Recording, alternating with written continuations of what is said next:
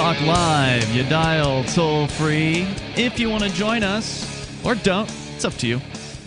With you here tonight, it's Ian. And Mark. And you can take control of the airwaves. That is the point here on Free Talk Live. Our toll-free number is 855-450, free like freedom. That's 855-450-3733. We have the Discord call-in line rooms over at discord.lrn.fm. You can bring up anything you want. That is the point here on Free Talk Live. I saw a clip last night. It was actually Vincent, former co-host here, who's continued, by the way, doing his own show on D-Live like 3 times a week now. Oh, awesome. And he's always collecting interesting video clips.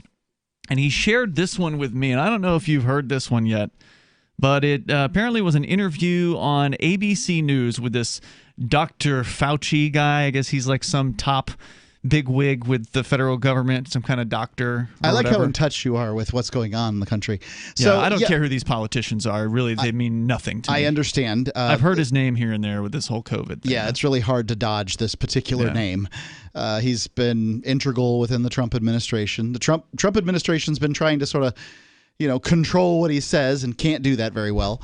And he's been trying to encourage lots of rules. I think now he's saying that people should wear goggles. That's what I've got tonight, as a matter of fact. Here he is. Eye protection is recommended. It might. I mean, if you really want perfect protection of your mucosal surfaces, just for your audience, Jen, as you very well know, you have mucosa in the nose, mucosa in the mouth, but you also have mucosa in the eye. And that's one of the things that, theoretically, you should protect all the mucosal surfaces. So if you have goggles or an eye shield, you should use it.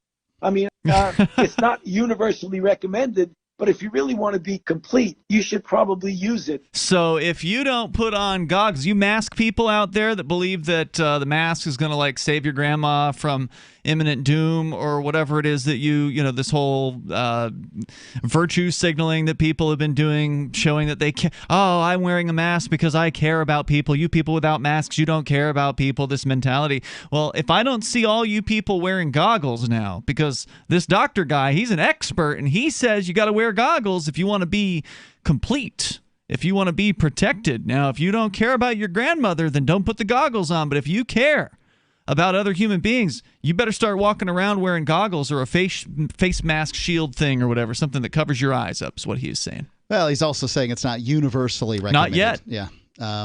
But that's how it starts, right? Where there's some goon at the government, federal government says a thing, and then other goons start to copy what that person says, and people start to do what they're told. Yeah, I think that I would like to see studies on the use of face shields, because at this point, to me, that seems like a totem, like a good luck charm, as opposed to something that would actually have, a big effect. I mean, how often do you get it in the eye when somebody's talking through a mask? Well, but that presumes that everybody else has a mask on. So wouldn't the eye shield protect you from... You can see whether or not people have a mask on, and you can choose not to stand within 6 feet of them. You could, but there's some places where those people might be. And by the way, be. I think this whole 6 feet thing, you need to understand the reason you're standing 6 feet away isn't because the human body is radiating at a 6 foot radius some kind of deadly poison. The reason is because spittle comes out of your mouth and vapor comes out of the mouth and these sorts of things. Vapor, I don't think, is much of a problem unless you're in a building for a long period of time. But spittle certainly can be a problem if you take it in the eye or something like that. But you need a goggle. No, I don't. Well, if somebody spits in your eye, you could get COVID and then kill your grandmother. Well, you don't care about your grandmother. The chances, my mother is 79. My grandmother's long dead. You don't care about your mother. Right. And what I would say to that is that, first off, you're talking about the chances of a person having COVID right now has got to be somewhere around 1 in 100. So you're already talking about a 99% survival rate. If it just saves one grandmother, well, isn't it worth it for everyone to wear goggles? I thought you'd be in favor of the goggles, Mark, considering how I'm in favor of the face masks dark you are. sunglasses, sock hats, and masks in wherever you go. That way, they have no idea who you are. I mean, but you got to seal up the eyes. You can't just be getting away with sunglasses. You got to completely seal them up. No, a face guard. You've got to be complete. The face shields he's referring to and goggles that he's referring to. He's talking really about, eye protection. So these things are all vented. You wouldn't do swimming goggles, like those would work though, wouldn't like a kid, like a 12-year-old at the pool. I suppose they would, and you're welcome to do it.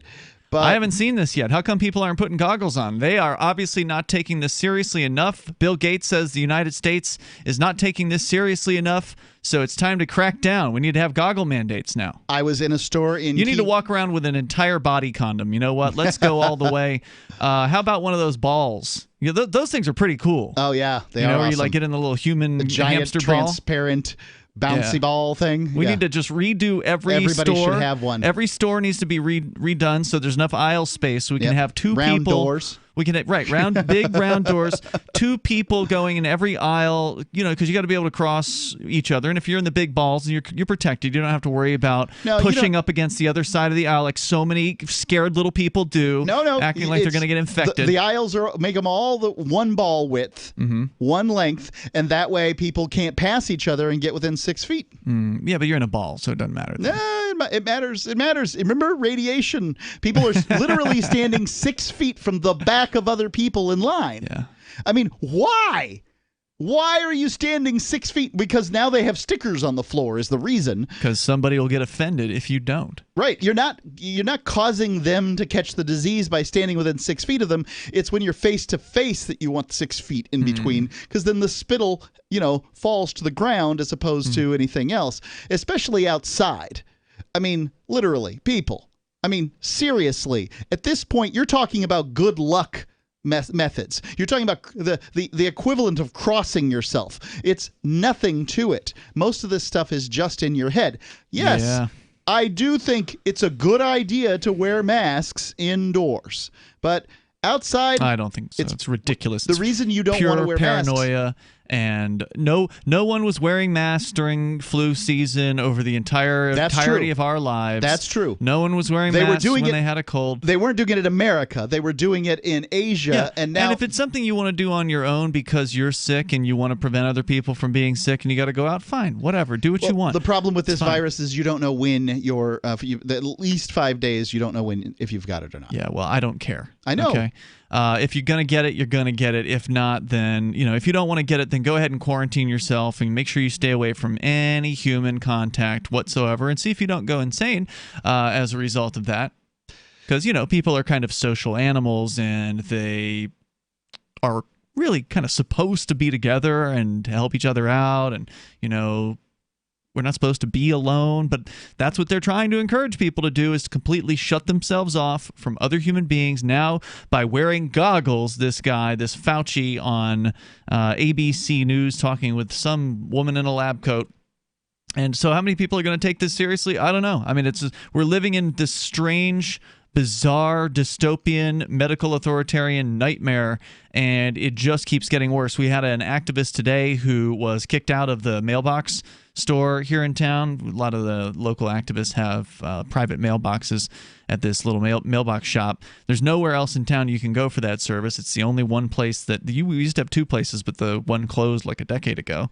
And apparently they kicked him out and said, you need to just take your box out of here and we don't want your business anymore, essentially was what he was told, because he didn't wear a mask. And I guess he went inside. Now, I went to that same place this week. I opened the door up and sort of spoke to them on the threshold because it says, no, you got to have a mask. So no mask, no service. I tried to call in, but their internet was down, so their phones weren't working. So I was like, I tried calling you 3 times. Here I am. So they brought all my stuff out to me. So now they're working harder rather than just letting me go in and check my own mailbox. Now they have to bring stuff out to me. Silly. 855-450-FREE. That's 855-450-3733. You can take control of the airwaves here and bring up whatever you want. This is Free Talk Live. My dog, Mojo, was half beagle and half coonhound. He ate everything in sight. He would swallow things whole, including a chicken carcass, a bird nest with a bird in it, and assorted stones and sticks. We had to take him to the veterinary emergency room. After surgery, Mojo had skin issues. He was constantly itching and scratching, chewing on his feet and chewing the hair right off of his legs, being irritated, lethargic, and just not the same dog. DINOVITE.com.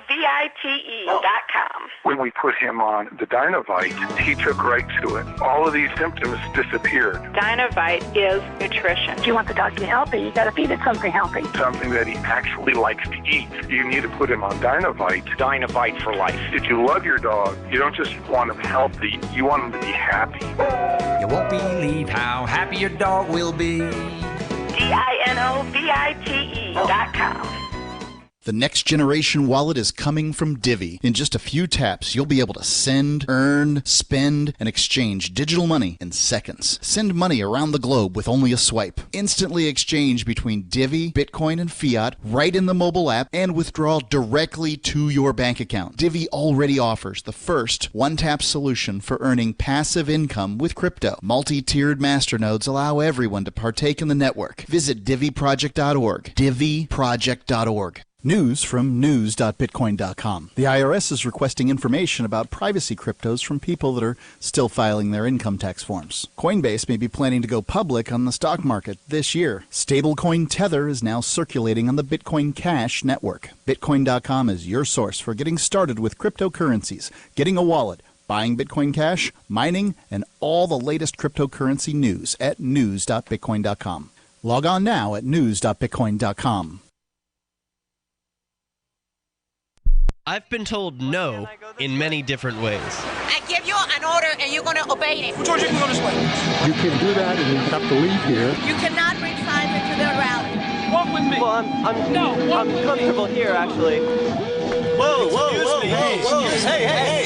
Who do you think you are? Excuse me. There is no video and audio allowed in this office. No, I have work today. This is... You ain't gonna make it. Wait a minute.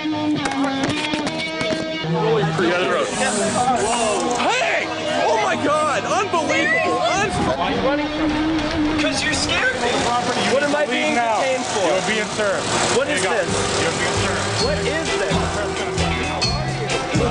Bureaucrats have a funny way of telling people no. That's the sound of the men working on the chain. Derrick J's Victimless Crime Spree. Watch it for free and order the Director's Cut DVD at victimlesscrimespree.com.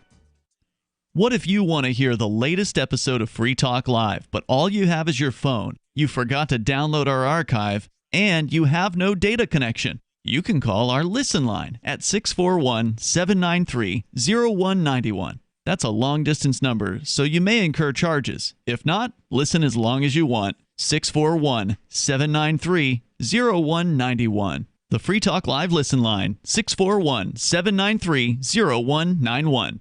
Cell 411 is a free app for Android and iOS that replaces government-controlled 911. Cell 411 allows you to preset a group of friends or private organizations to show up at any emergency. Cell 411 is a nightmare for the state because it proves their so-called services aren't needed. Cell 411 has had thousands of installs, and of course it's covered by the BIPCOT no government license. Cell 411 because your friends won't shoot you when you're in trouble. Without the government, who would build the emergency services? You and Cell 411. Get it today at getcell411.com.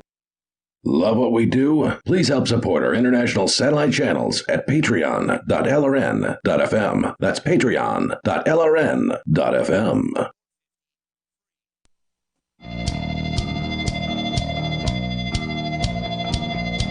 It's Free Talk Live. You bring up what you want right here. Toll-free number is 855-450, free like freedom. That's 855-450-3733. We have the Discord call-in line rooms. Join us there at discord.lrn.fm. With you in the studio tonight, it's Ian. And Mark. And if you want more businesses accepting cryptocurrencies like Bitcoin Cash and Dash, and even Bitcoin SV and the original Bitcoin, although I can't imagine anyone is paying for anything with the original Bitcoin these days. I don't know what the transaction fees are, but I bet they're around over $5 yeah. right about now. So yesterday the average fee was over $5. And that was the average fee. The median fee was like $3.50 roughly. So it's really high. And if the price keeps going up, and there's no reason why it won't, you're likely going to see even more ridiculous Bitcoin BTC fees. But that's why AnyPay exists. AnyPay actually launched back in summer of 2017 when Bitcoin was starting to really become broken. With its ridiculous fees just going up and up and up. I think AnyPay started when Bitcoin was at about $5 for a Bitcoin fee. That's when AnyPay launched, and AnyPay was the first payment system to give people a choice. Because prior to AnyPay, it was all Bitcoin on all whatever few payments, point of sale systems existed for accepting crypto payments in real life. There weren't that many of them, but the ones that did exist were Bitcoin only. And Bitcoin was basically dead as a payments platform, if you will. Yep. And so AnyPay launched with two choices at the time. They now have several, but it was Dash, actually, that they launched with alongside of the original Bitcoin, and it gave people the opportunity to actually go back to using cryptocurrency, to pay for things with crypto easily with low fees, and get it done seamlessly. So AnyPay is still out there. They're doing great. They've got even more options now, including their AnyPay Cash Register app. And you can easily download that for your favorite device, whether it's your point-of-sale system, tablet, or whatever at the front of your house in your restaurant, or it's your own personal phone that, let's say you're a plumber or some service provider, you're going to your customers' houses. You just have the app right there on your phone, and it's super easy to accept crypto payments. I've got it on mine, and I don't have a business or anything like that, but if somebody needs to pay me with crypto, it's easiest if I just pull up AnyPay. It's just boom, you're right there, you punch in the amount you want, and you get a QR code that's custom for that sale. It is easy to use, that's for sure. So it's super easy. Get over and grab that AnyPay Cash Register app, and to get started with AnyPay, just search for it on your Google or Apple App Store, or go to anypayinc.com, anypayinc.com. Coming up, Dunkin' Donuts looking to close 800 Dunkin' locations. We'll tell you more about that. But we were just talking about, once again, these damn masks. There was a Chris Wade, who's our Friday night co-host. I think he's back this week. He was out last week. But he doesn't really understand why people are so critical of the masks, at least within our little group of activist types. It seems like most of us are firmly against the masks. I would say you and Chris are sort of in the out group of being in favor of the masks.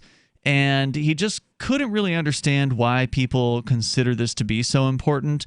Well, number one, this is an area where we have had freedom, and now they're trying to take it away. So, for instance, there's a lot of places where they've already taken away freedom for generations. So he brought up like some wearing examples. Pants. He brought up some examples like driver's licensing, putting government plates on your car, these things that everybody just sort of does out of habit because that's the way it's always been, at least in our lifetimes.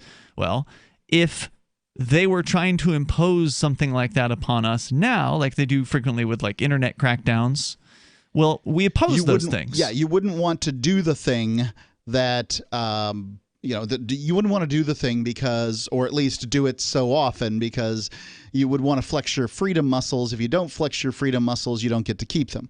Now, the thing is that the government has gotten really, the people in the government, the most successful organized crime syndicate in a given geographic area, those people have gotten to be very successful at passing sort of mandates. And they don't do it generally by mandating themselves. They do it by mandating that businesses mandate.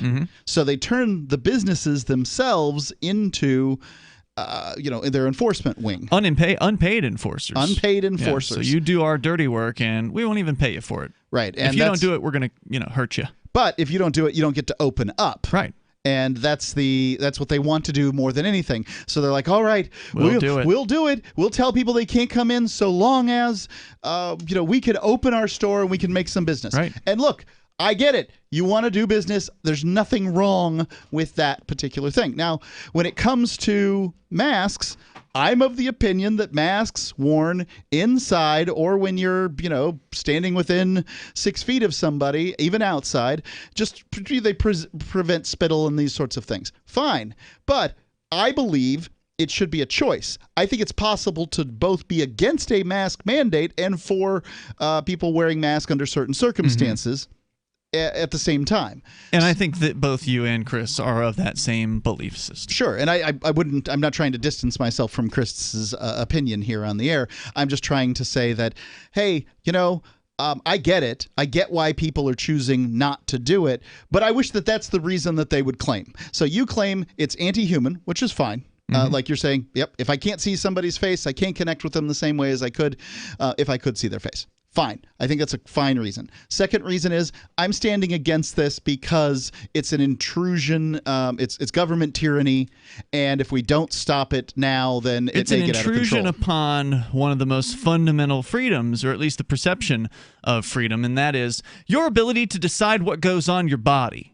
Now, I mean, the government gang has been intrusive in so many different ways. They intrude into your finances. They intrude into your business. They intrude into your personal life as far as, your relationships, your children, families. There's all kinds of government intrusions into our life. But one of the things that, at least in the United States, that has been left alone is you can generally adorn yourself with the things you want to adorn yourself with. You want to have a tattoo?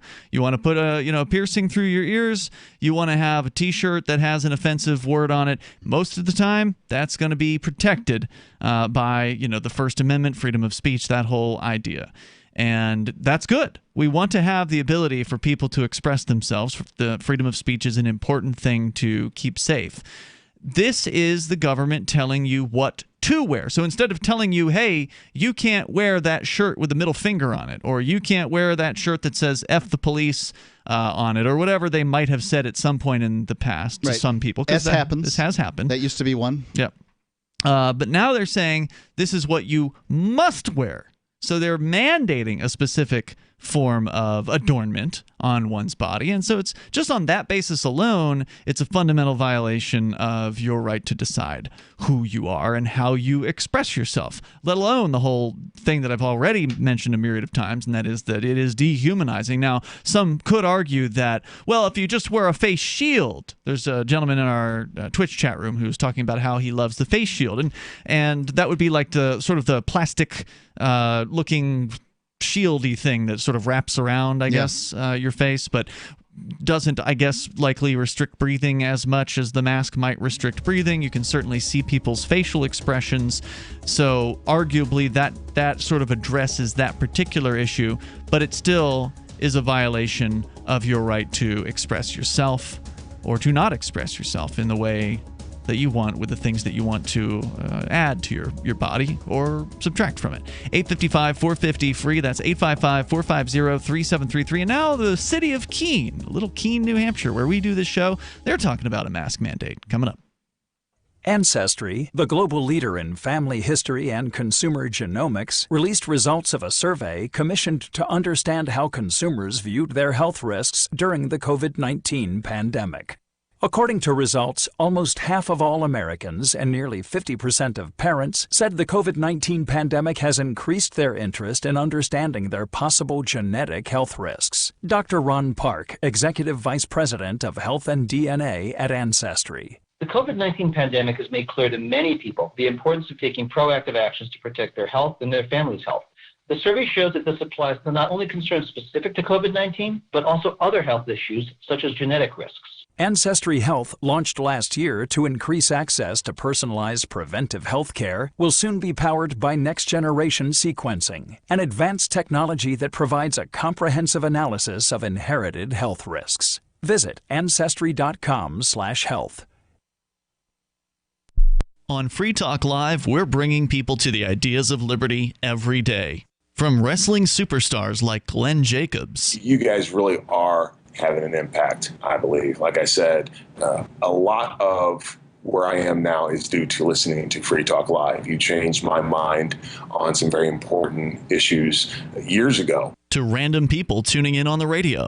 I was kind of stuck in the left-right paradigm. I heard your show by chance on a Saturday night. From there, I went on, joined the Free State Project, and become an amplifier. So, I mean, that's really the reason why I amp, is because I know that if it wasn't for you guys being on as many stations as you are, I never would have found the ideas of liberty. Your amp will directly change more lives by getting Free Talk Live in front of people looking for talk radio online and on the air. When you AMP Free Talk Live, you get perks like access to the AMP-only Facebook group and AMP podcast. Visit amp.freetalklive.com. Are you a cryptocurrency advocate? The Crypto Tip is the ideal outreach tool to help new people discover cryptocurrency. It's a printable business card-sized tip that you can give to service providers, preferably in addition to a good cash tip. When the server scans the QR code, it'll bring up an explanation of cryptocurrency, how to install a wallet, and allow them to claim the tip. If they don't claim the crypto, you get your tip refunded to you after a time period you specify. Plus, if they do claim the tip, you get an email alert. Create as many tips as you want at cryptotip.org. That's cryptotip.org. Some of you asked, and now we've delivered. LRN.FM's live Keene, New Hampshire studio shows are now streamed in HD on Twitch. Visit our channel at twitch.lrn.fm and give it a follow. If you have Amazon Prime, you get one free subscription on Twitch. If you use it on our channel, Twitch will give LRN.FM a monthly piece of your Prime subscription cost. So please watch, follow, share, and subscribe to twitch.lrn.fm. That's twitch.lrn.fm. The Free State Project has reached its goal of 20,000 liberty lovers who've pledged to move to New Hampshire and get active to achieve liberty in our lifetime. Perhaps you're trying to figure out what part of New Hampshire should be your destination. If so, consider Keene. You'll find more than 150 reasons to move to Keene at move.freekeene.com. Keene is famous for its historic, publicity-generating activism, as well as being the liberty media capital of the world. It's home to freekeene.com, New Hampshire's destination for liberty activism, news, and opinion. For years, we've been compiling over 150 reasons to move to Keene at move.freekeene.com, where you'll learn about some of what's happening here and what makes Keene a great place to live. If you love liberty, you'll probably enjoy anywhere you end up in the Shire. But do your due diligence first. Please visit move.freekeene.com for the full list of over 150 reasons to move to Keene. That's move.freekeene.com. Now you can follow LRN.FM on the decentralized Mastodon social media platform at toot.lrn.fm, toot.lrn.fm.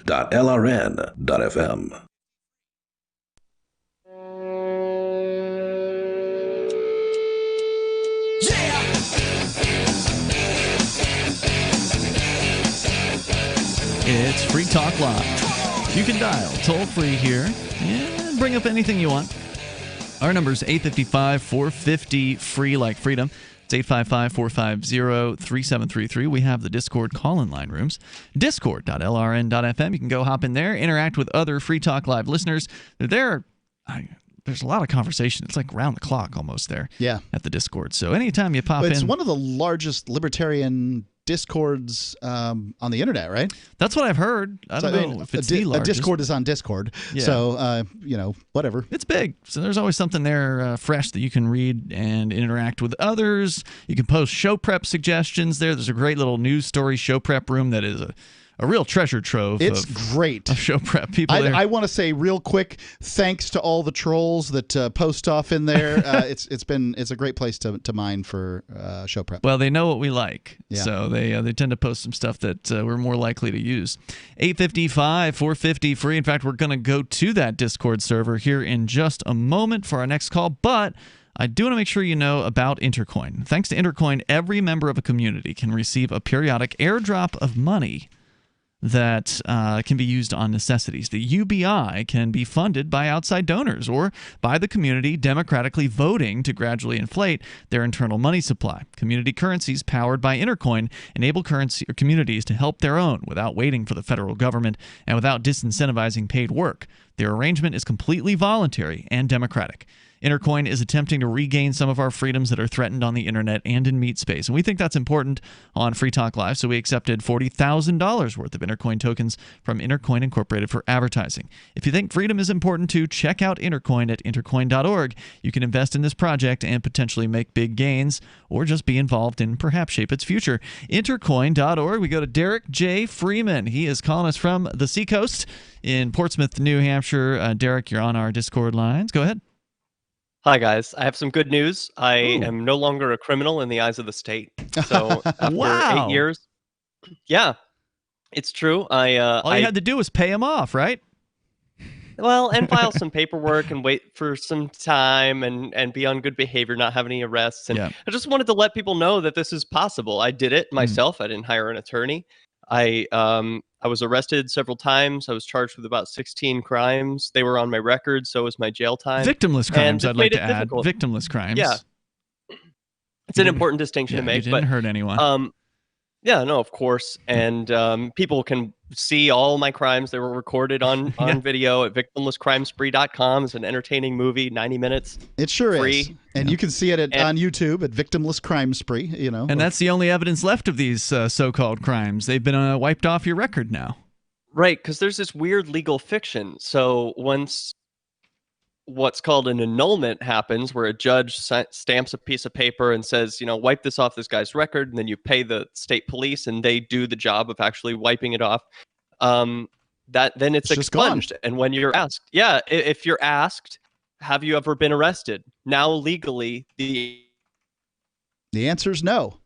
Yeah, that's what I think he was saying there, but we lost some packets there. You were saying the answer is legally no. So even though you've been through the process of being handcuffed, put in the back of a cruiser, actually in one case knocked off your bicycle and attacked by a vicious cop who stuck an asp in your bicycle wheel spokes, none of that legally happened anymore, right?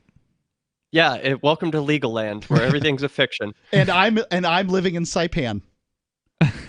Oh, right. I mean, cool. all I'm trying to say is that I left the island of Saipan within 14 days of a declared emergency. The declared emergency is still going on. So as far as the United States Internal Revenue Service is concerned, I'm in Saipan. Yeah, I mean, legal land is full of fictions, and this is one that people can really exploit to their advantage. I mean, a lot of people are thrown through the ringer on crimes, victimless crimes, that they haven't hurt anybody, and it ruins their record, hurts their ability to get jobs and move up in the world. And I want people to know that this exists. You don't have to use an attorney to do it. There's going to be probably no consequence if you fill out paperwork wrong. They'll just send it back to you. They did that for me several times. And I got through it. It took me about a year to follow up with them, make sure that everything happened correctly, and about $225, I think, total. So anyone can do this, and I recommend you try it. If you have a record that could be expunged, why not do it? I mean, you should do it, Ian. I actually, after you had started that process, I did look into it, but I have got one conviction that requires 7 years. So I got another year and a half, basically, before I can Which do one's anything. The most ridiculous one, the one that you testified at. Oh, that was the one that said that you basically. I still can't explain what it was. Yeah, so the complaint of the state is that you and one of their employees didn't fill out government paperwork properly in the right order. In the right order, not improperly, but in the right order when you were attempting to make your name change from your original slave name, as you call it, to your Ian Freeman name, and that they wanted to throw you in jail for 6 months, and that's what they asked for at the sentencing hearing. I'm not making this up. I'm not talking about the top penalty. Yeah. Well, I'd already changed my name legally. That was done. It was the licensing, the government licensing, right? But driver's how license was your name changed without a government license? I mean, that's part of the paperwork that makes a name change a name change. That's why I say it's just out of order. One of their employees and you filed paperwork out of order, and you needed to go to jail for 6 months because reasons. Yeah, and the charge is called unsworn falsification. So when somebody just looks at my record, it looks like I told a lie or somehow swindled somebody or whatever, and that's not true whatsoever. So, and you're right, Derrick J. People look at a record and they usually don't ask questions about it, right? They'll just see a charge and they'll say, "Oh, well, this person's trouble," and they don't want to hear an explanation. They just write you off based on what your record says. Yeah, well, I'll bet a lot of your listeners out there do have charges that can be wiped off the books completely, and I think it would benefit them to try. You do want to make sure, even though you did this without an attorney, there are potential issues that could arise. It sounds like you encountered some at least somewhat friendly bureaucrats who were somewhat helpful with your process. That did happen with me as well. One of the first bureaucrats who he works at the probation department. He called me up and said, "Hey, if you go through with this, there's a chance that the court could rule against it, and then you can't file for 2 more years after that." So there is a penalty if you kind of screw up some sort of aspects of this. But as long as you're filing the paperwork after the time window has expired. It seems like a pretty safe thing to do. So you do need to do your research and try to read. I know it's frustrating, but try to read the government statutes that apply to find out. First you got to figure out what your charges are, and then you got to figure out how long the window of time is that you have to wait past before you can file these things. So there are some steps you got to take. Or you can go talk to 3 attorneys and get 3 quotes on what they would charge to do this paperwork themselves. Admittedly, it's probably going to be in the hundreds, I would imagine. Hundreds of dollars in order to get a conviction that's causing difficulties for you. Derrick J did it on his own for like $250. Yeah, he did it for $250, and that's great. But are your convictions preventing you from entering to Canada? Mine are, but I really have no reason to go to Canada. So it's I understand that. So if you don't want to spend $1,000 in order to go to Canada, that's fine. Yeah. I'm just saying that you could do it, and there are people that would want to do that. Yeah. Congratulations, Derrick. I know that you've definitely been moving in a different direction over the last several years. You're working in the financial industry now, basically, with AnyPay, and that means that having a criminal record could be even more detrimental. So it seems like it was the right choice to make. It totally was. There's a great lawyer in New Hampshire that I recommend to your listeners named Evan Knappen. He's probably a friend of the show, and he's definitely a friend to liberty in New Hampshire. So Evan Knappen can help wipe people's records if you're within the window. So he's helped me with issues. I've consulted with him on issues too. I presume this is something people can do in all 50 states, but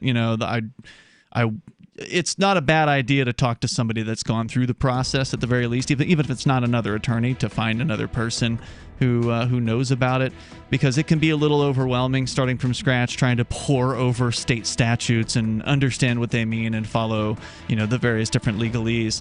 Derrick J., was there more you wanted to share? Was that it? Nope. Crime spree's over. Thanks, man. Appreciate it. Good luck out there, and we'll talk to you soon. There's more on the way. You can join us here on the radio. This is Free Talk Live. Do the letters IRS give you anxiety? I'm Dan Pilla. I've defended people from the IRS for more than 40 years. My book, How to Get Tax Amnesty, created the tax resolution industry and is responsible for helping hundreds of thousands of people. It can help you too. If you're a non-filer or facing IRS enforcement right now, your case is unique. You need real help, not cookie-cutter advice. My clients get my personal attention. Buy my book at danpilla.com and get a free consultation directly with me. That's danpilla.com. Let's start solving your tax problem right now. When you have a pain in the neck, a real pain in the neck, back, shoulder, or legs, you now have 2 convenient choices to get fast relief without taking another pill. Because now, Sunny Bay heating wraps and pillows are available at both Amazon and Walmart. Yes, see Sunny Bay's 4.5 to 5-star customer reviews on Amazon.com or Walmart.com. Our made in the USA microwavable heat wraps, heatable neck pillows, and extra large body wraps are designed better for perfect support where and when you need it. Even while driving, Sunny Bay wraps will not burn and stay balanced to provide soothing hot or cold therapy to help treat temporary or chronic pain. And the best part? Sunny Bay quality products start at under $20. Join thousands of happy customers and see why Sunny Bay products have a lifetime 100% positive rating on both Amazon and Etsy. It's easy. Click Amazon or Walmart and search today for Sunny Bay. Have you ever thought about turning your Glock, XD Family, or 1911 handgun into a semi-automatic carbine? It only takes about 30 seconds. The MechTech Carbine Upper is classified as an accessory and can be delivered right to your doorstep with no FFL or background check required. It's the world's most versatile pistol accessory. Build your custom upper today. Simply go to handgunconversion.com. That's handgunconversion.com. This is Michael Dean from the Freedom Fiends. I've run websites since 1996 and have used over a dozen web hosts in that time. AgristHosting.com is the only one that hasn't broken my heart. Agrist Hosting's uptime and service is stellar, and their DDoS mitigation is the best I've seen. That's important because if you tell the truth in this world, you'll ruffle feathers. And some people will try dirty tricks to silence your voice. No matter what the haters hit us with, Agrist Hosting keeps our websites online. If you have a mission-critical commercial presence or a world-changing activism site, you cannot tolerate any skullduggery. So go with agristhosting.com. Have a WordPress or blog site, but you're not satisfied with performance or uptime? Or just want raw hosting? Want to pay with Bitcoin? Agris Hosting specializes in high-performance hosting with personalized service. Go to agristhosting.com and click on the button that says Get Hosted. That's agristhosting.com. So you've heard all 3 hours of the latest episode of Free Talk Live, and you're still hungry for liberty-oriented audio content? Did you know that we have another 24/7 audio stream at LRN.FM? The Liberty Radio Network airs the latest episodes of some of the best liberty-oriented podcasts on the internet around the clock. In addition to recorded content, you'll also hear live shows like Free Talk Live, originating from our Keene, New Hampshire studio. So listen anytime at LRN.FM. That's so you get the rewards. Download the AnyPay Cash Register app and add your cryptocurrency wallet addresses. Then install it at a real-life business and tell us what you did at AnyPayInc.com. AnyPayInc.com.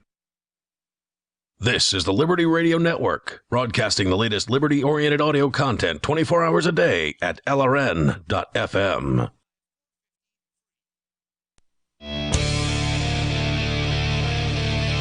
It's Free Talk Live. You bring up whatever you want right here. The toll-free number is 855-450-FREE like freedom. That's 855-450-3733. In the studio tonight, it's Ian. And Mark.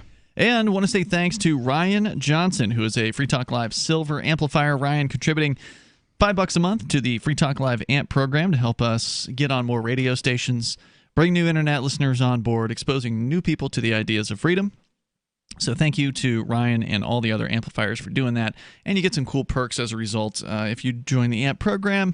Again, it stands for Advertise, Market, and Promote. It's $5 a month. You can do it with your credit card, debit card, PayPal, and if you really want, Bitcoin BTC over at amp.freetalklive.com. We're going to go back to your phone calls and thoughts. And then coming up, we were talking about our Discord and how great it is. Teddy Graham just posted in their Reason.com piece published earlier this week. Miami police now setting up mask traps, issuing $100 fines to people for wearing masks improperly.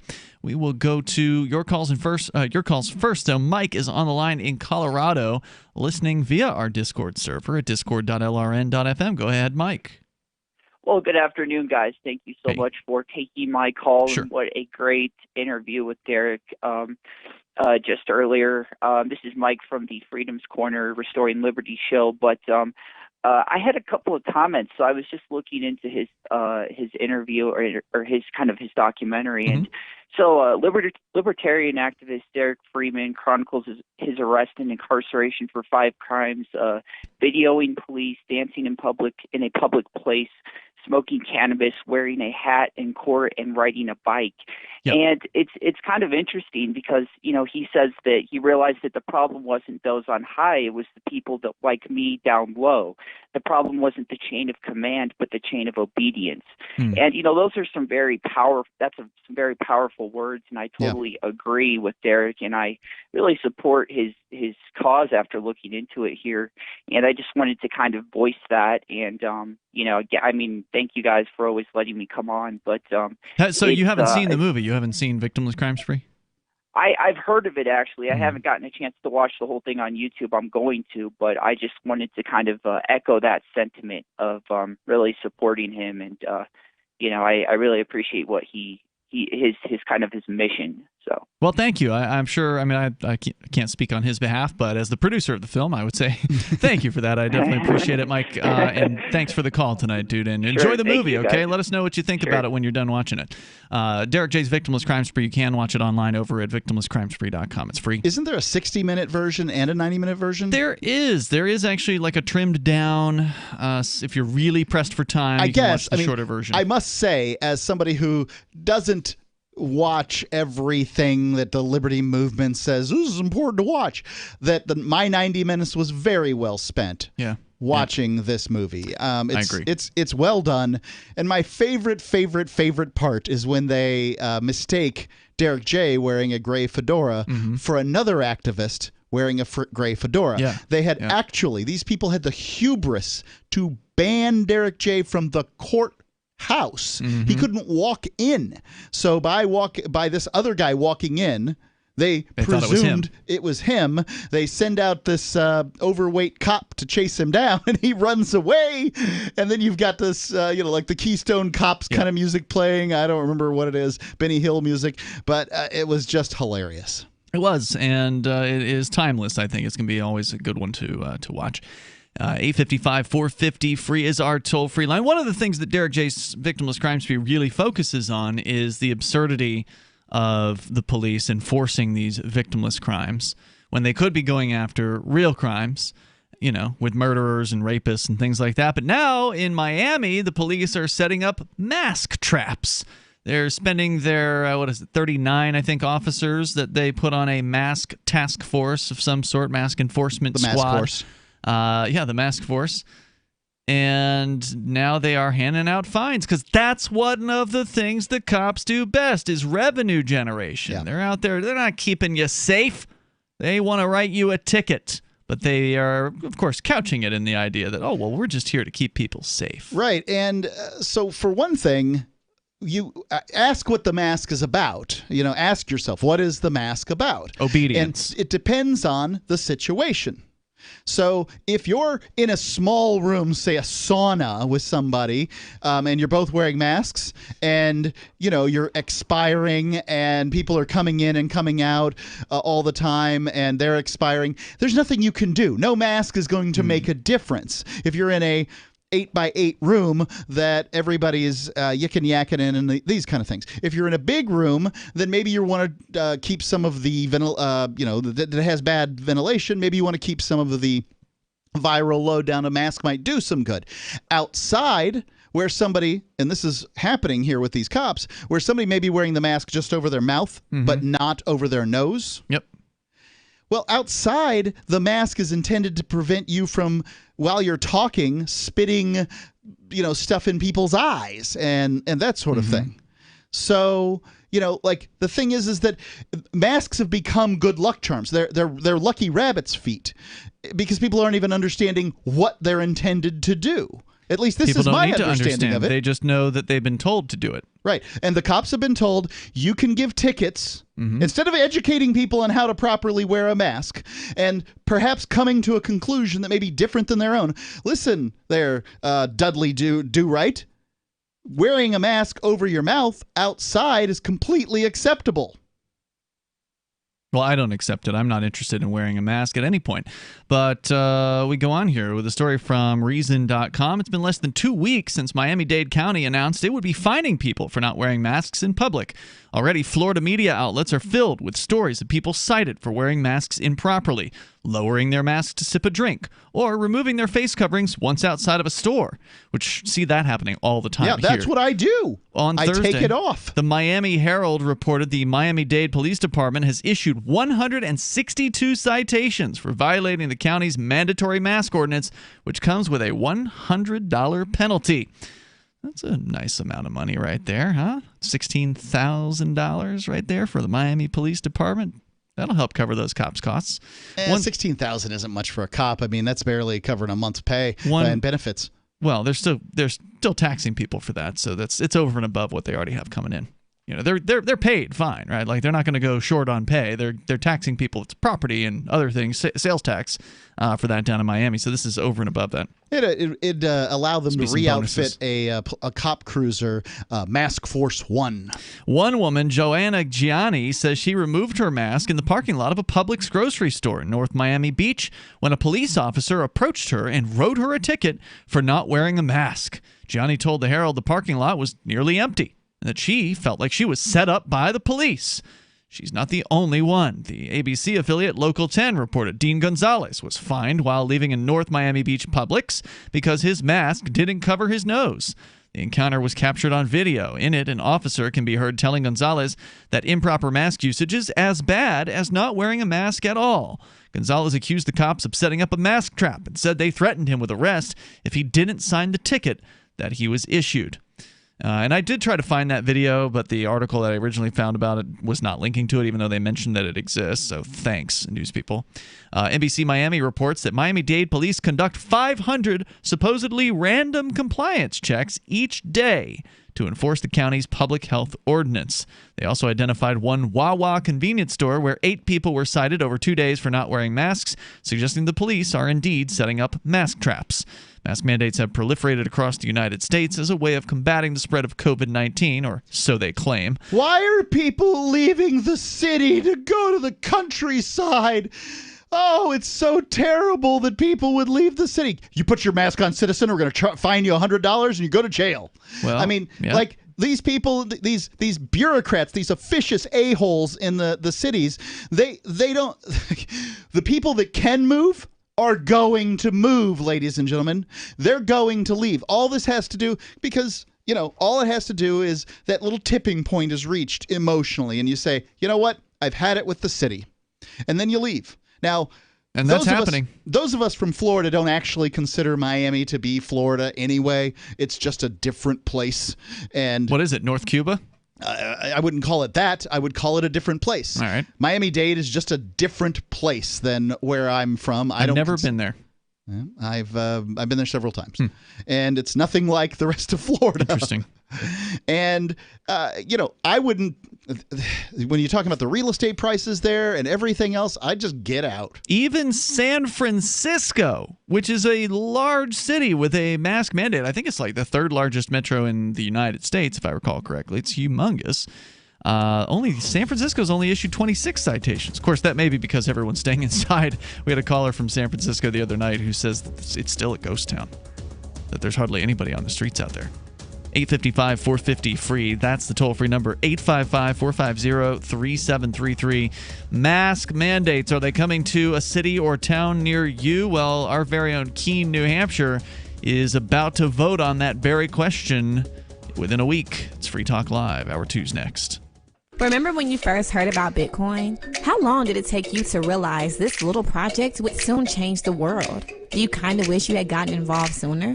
Well, now is your chance to be a part of the next revolution in money. Intercoin is working to finally make crypto go mainstream. It's designed to be scalable enough to support everyday payments and even elections without the state. Bitcoin was originally supposed to be a peer-to-peer cash system, the way we would all pay one another without having to trust any third party. But instead, over time, it mostly became a store of value. That's because every 10 minutes, the Bitcoin network must put all transactions into a block, and that block can only hold so much. If crypto is to become mainstream, for people to use it for everyday payments, we need a new architecture, one that is as secure as Bitcoin while being far more scalable. Check out intercoin.org to find out more and maybe pick up some of those coins for yourself.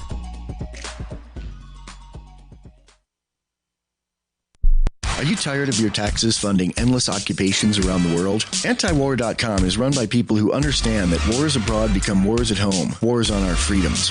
Antiwar.com is dedicated to bringing you the latest in news, views, interviews, and reviews from the top movers and shakers in the anti-occupation movement. Antiwar.com has it all, from thorough foreign policy analysis to interviews with whistleblowers who used to run the military-industrial complex. Anti-war, pro-free market. That's antiwar.com.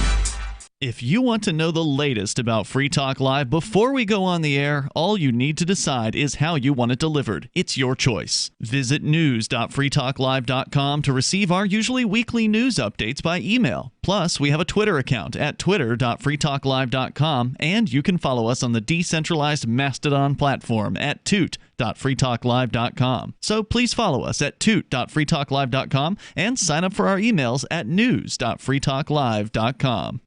You're listening to the live edition of Free Talk Live. Hour number 2 is next, after the news, here on the Liberty Radio Network at LRN.FM. Doubling down. I'm Lisa Lacera, Fox News. President Trump again tweeting about the upcoming election, saying the results must be known on election night, after earlier today suggesting election day should be postponed, something Senate Majority Leader Mitch McConnell said is not going to happen. Well, never in the history of the country, through wars, depressions, and the Civil War, have we ever not had a federally scheduled election on time. And we'll find a way to do that again this November 3rd. McConnell speaking to WNKY in Bowling Green, Kentucky. The president does not have the authority to move Election Day. It's set by federal law.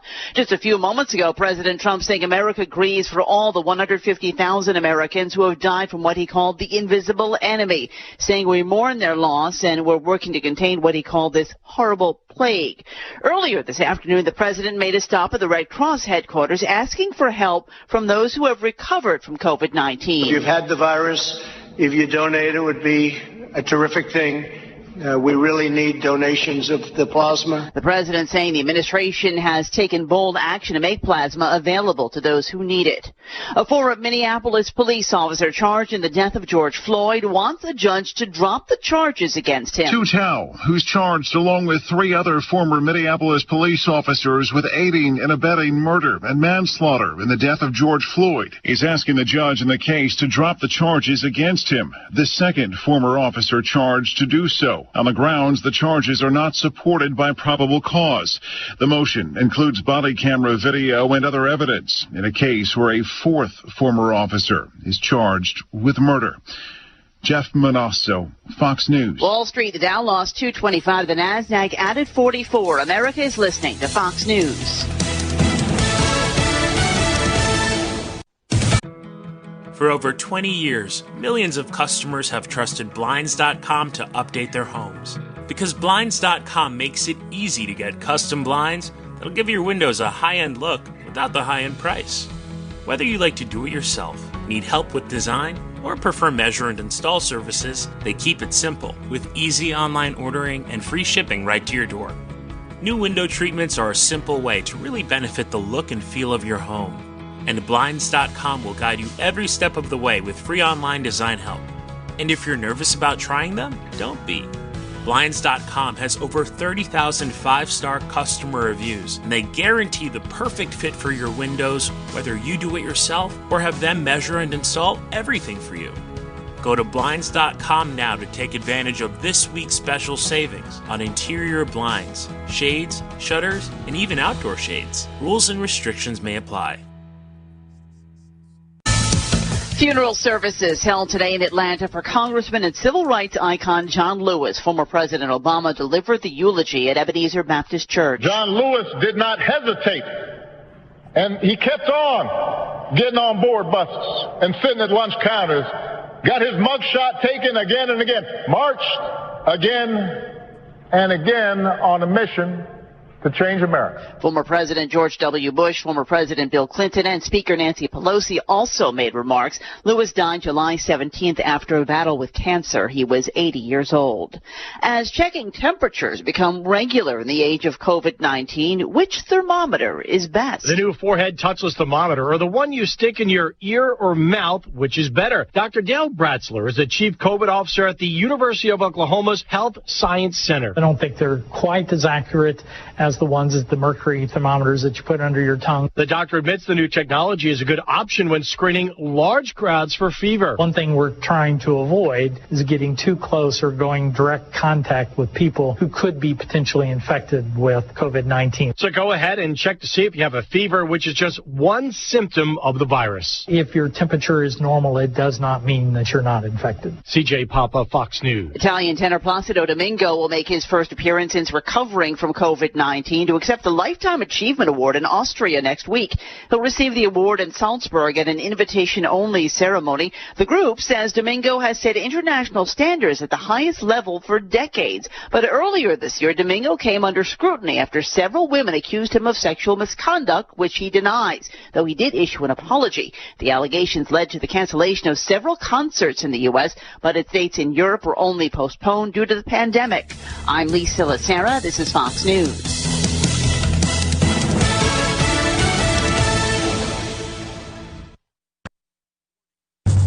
It's the Onion Radio News. Raccoon leaders call for the loosening of garbage can lids. This is Doyle Redland reporting. In a 4 a.m. speech at the group's annual Washington, D.C. convention this morning, North American Raccoon Federation President Bristletail called upon homeowners to loosen the lids of their garbage cans, providing the ring-tailed mammals with greater access to discarded food scraps during nocturnal scavenging. Every time you seal a standard 30-gallon garbage can, as many as 6 raccoons are forced to go without their necessary daily supply of congealed baked beans, rancid cottage cheese chunks, and moldy cantaloupe rinds. The 26-pound varmint closed his speech with a stern warning that without raccoons, possums could take over the world. Doyle Redland for the Onion Radio News, online at theonion.com. This is the Onion News Network.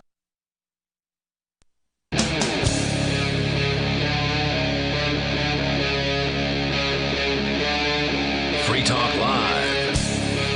It's Free Talk Live. We're launching into the second hour of the program. You're invited to join us here. The toll-free number is 855-450-FREE like freedom. That's 855-450-3733. So we, keep talking about the mask thing, and that's because it just keeps getting worse. Somebody was asking me off the air today about, why are you libertarians focusing on these masks? Aren't there other things that you should be focusing on? It's like, well, for a while, they were telling people they couldn't get together in groups of more than 10, and in some places you couldn't get together with anyone at all. But they, at the very least in New Hampshire, that has been backed off upon. Now, it's not true in other places. Some places, I believe, still have those restrictions in place. Yeah, I know Nevada recently had... I believe it was the United States Supreme Court that upheld the ruling that churches couldn't have more than 50 people in them. Wow. Which, to me... outrageous. I just got to say, ladies and gentlemen, it's not that I agree or disagree. It's that defying a government order in order to go to church sounds like the most American thing you can possibly do. I'm not advocating for people breaking the law. I am. I'm going to go ahead and advocate for it. But because I'm good just saying people break bad laws. That any cop that would cite somebody or attempt to stop them from going to church sounds to me like a red coat. Right? They're stopping people. The people came to this country. The people that came to this country came because their religion was so important to them, they were willing to pick up and move on a deadly journey. This wasn't just packing up the minivan. Yeah. This was a deadly journey. You think COVID's deadly? Yeah. How about crossing the Atlantic? And, 240 years ago, Americans thought that their independence from that organization was important enough to stab people with bayonets and shoot them with muskets that worked for that government. And all I can say is... Mind you, that was in self-defense. What do you mean? That government was imposing its will upon the people here. It's not like they went to where they were and stabbed them to death. Well, John Paul Jones. Who was that? He was the first naval admiral or something for the United States. He went over to the UK. Yep, went over there and caused a little trouble. And interesting. One of the greatest American stories that you'll ever read. It's just cool. Fascinating. But nonetheless, it's I don't know about I don't know if I'd call it self-defense. But if somebody wishes to rule over you and you don't accept that rule, it doesn't matter what their uniform is. What matters is that you're able to sort of take care of yourself.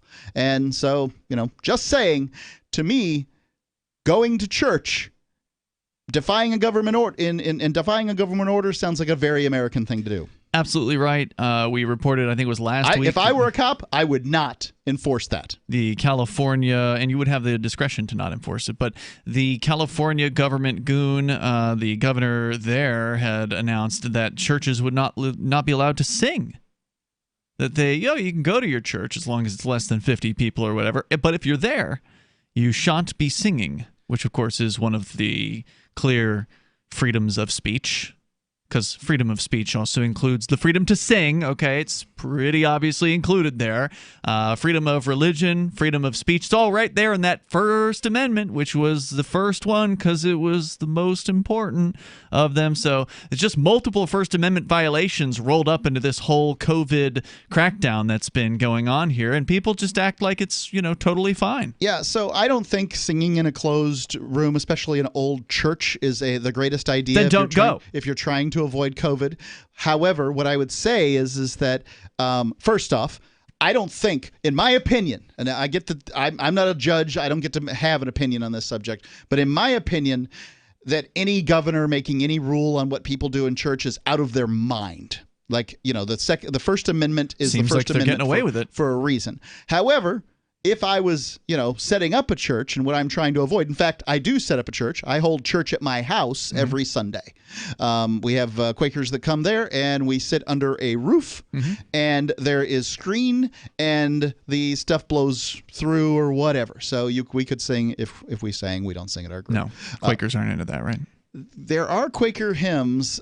However, our particular group is just not into that. And so, what I would do is I'd set up a tent and build a deck, and then people could have the church service that they want to have outside. But again, what if I want to have mine inside? That's what you should be able to do. I would never tell anybody otherwise, and I would remind everybody out there what this country was founded on. Well, that's the thing. The fact that the government gang has gotten away with this, and you said there was some court decision backing Nevada. Was it a state one or federal? I thought it was federal. So, the fact that courts are backing this up just flies right in the face of the Constitution. Not that anyone cares anymore. I mean, it's obviously, it's clear that no one really pays attention to what this thing says unless it happens to suit them in the moment, and then they can pander to it. We don't know what's going to happen in the long term as far as this goes. Because remember, the United States government, its subsidiary states, and its local municipalities and put America on house arrest without granting habeas corpus. Sure. And maybe you can't even go into a courtroom. Maybe they'll say that that's it was a public emergency and we had to do it, and maybe they'll say nope, you can't do this anymore. And I don't know. I presume they'll say you can do some and you can't do another. And I'm curious, but I would bet that Americans' freedoms have shrank in this amount of time. Yeah, a sharply divided United States Supreme Court denied a rural Nevada church's request late Friday to strike down as unconstitutional a 50-person cap on worship services as part of the state's ongoing response to coronavirus. So, United States Supreme Court. Wow. That's it. That's the end of the rule, ladies and gentlemen. Now, according to the organization that has appellate jurisdiction over the Constitution, the governor, I guess, of Nevada can put a cap on how many people can be at your church at any given time. 855-450 free like freedom. That's 855-450-3733. That reminds me of another story that I saw that is outlining what court is going to look like. Since you just were talking about the Supreme Court, what about local court? What's that going to look like now? Because it's been shut down for months. Why can't they do this on Zoom? Well, they can make defendants appear on camera and have been doing that for decades. They've been doing that, and they are doing some of that remote appearances in front of the judge. They've been doing that from the jails here for a long time. Right. But if I want to go watch a trial, I should be free to go watch a trial. Sure. And now they're going to be basically closing the courts to where only the jury and the defendants and the prosecutors and maybe like a handful at the most. We have public television, right? Like we have community radio, community television stations. What are they called? Public access. Public access. I mean, for God's sakes, put it on that, and then those public access channels can have their own websites, and then people all over can watch a given. I mean, that's not a bad sort of half solution here, Mark, but it's not the same as being in the courtroom. It's not the same as being seen by the judge or by the prosecutor or by the jury as, oh, look, this person has support behind them. Well, now, no one will be there. I get where you're coming from on that. Support's a good thing. I must say this, though. They'll probably see that more people are viewing than usual, and that would send some message. No, it wouldn't. Why not? The jury won't see that information, and the defendant won't see that information.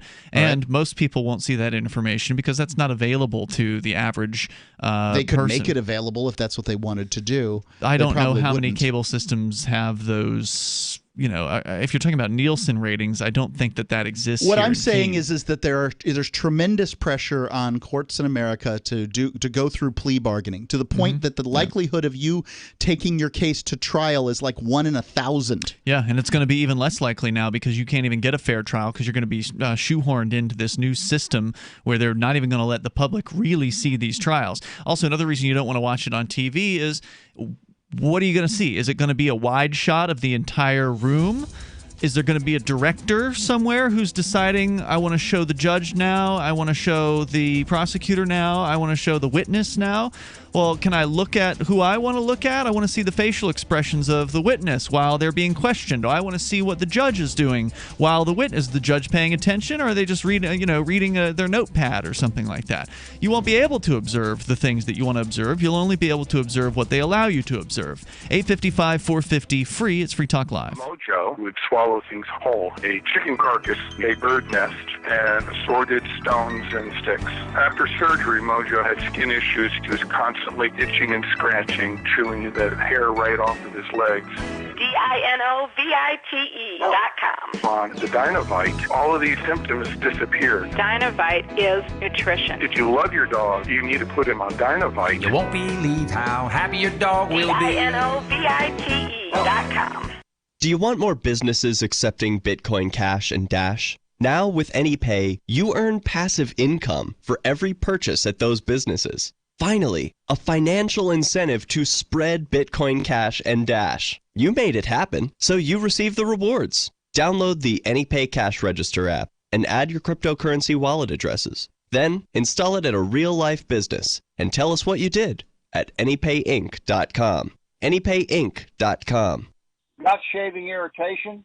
Shave Secret shaving oil can help stop it. Shave Secret doesn't cost much and is an all-American product. My name is Chuck Howard, and I developed Shave Secret and pioneered its use starting back in 1991. Ingrown hairs drove me nuts for years. Shaving oil changed all that. Why put up with ingrown hair, bumps, red rash, nicks, and cuts? Shave Secret provides men and women with what we believe is the best shave ever. Our proprietary blend of 100% natural base and essential oils plus a hint of menthol was designed to help eliminate shaving irritations like ingrown hairs, bumps, red rash, nicks, and cuts. We'll lose those shaving irritations. Available at Super Walmart, H-E-B, Wegmans, Giant Eagle, Discount Drug, Navy and Marine Exchanges, Amazon, and ShaveSecret.com. Use the code FTL for Free Talk Live and get a discount. Shave Secret, the best shave ever. We have some good news. The indictments against Ross Ulbricht in the District of Maryland were dismissed with prejudice, meaning they can never be refiled. This is especially good because those indictments contain the only charge ever made that Ross engaged in murder for hire. This was a serious allegation that Ross Ulbricht denies. It was never prosecuted or ruled on by a jury, but was trumpeted by the federal government and the media as if it were proven fact. The Maryland court held these indictments for almost 5 years, poisoning Ross's case and leaving him under a cloud of unproven allegations. As explained in Ross's appeal to the Supreme Court, the fact that the judge used these allegations to give Ross a draconian sentence of double life without parole violated his Sixth Amendment right to a jury trial. Judges are required to issue sentences based on convictions decided by a jury, not unproven allegations never even charged at trial. Although this is a positive development, the dropped indictment will not set Ross free. Now, a presidential pardon is Ross's only hope of freedom. Sign the petition at freeross.org. freeross.org. LRN.FM now has a Discord. Discord is a free text and voice chat platform, and we now have our own server with a bunch of channels at discord.lrn.fm. You can join other listeners as they chat about various things during our live shows, or anytime, day or night. Discord software is available cross-platform, so you can have it on whatever device you want and take your chats anywhere. Join our Discord at discord.lrn.fm. That's discord.lrn.fm. Bitcoin.com has launched a trading platform at local.bitcoin.com, allowing you to buy or sell Bitcoin Cash via dozens of payment methods like PayPal, Venmo, bank deposit, remittances, or meeting in person with cash. There are no ID requirements to sign up for and use the site, and all communications between buyers and sellers are encrypted. Finally, a global trading platform that respects your privacy. Visit local.bitcoin.com to get started trading Bitcoin Cash. local.bitcoin.com. You can sign up to receive the latest about the Liberty Radio Network via our email updates at updates.lrn.fm. That's updates.lrn.fm.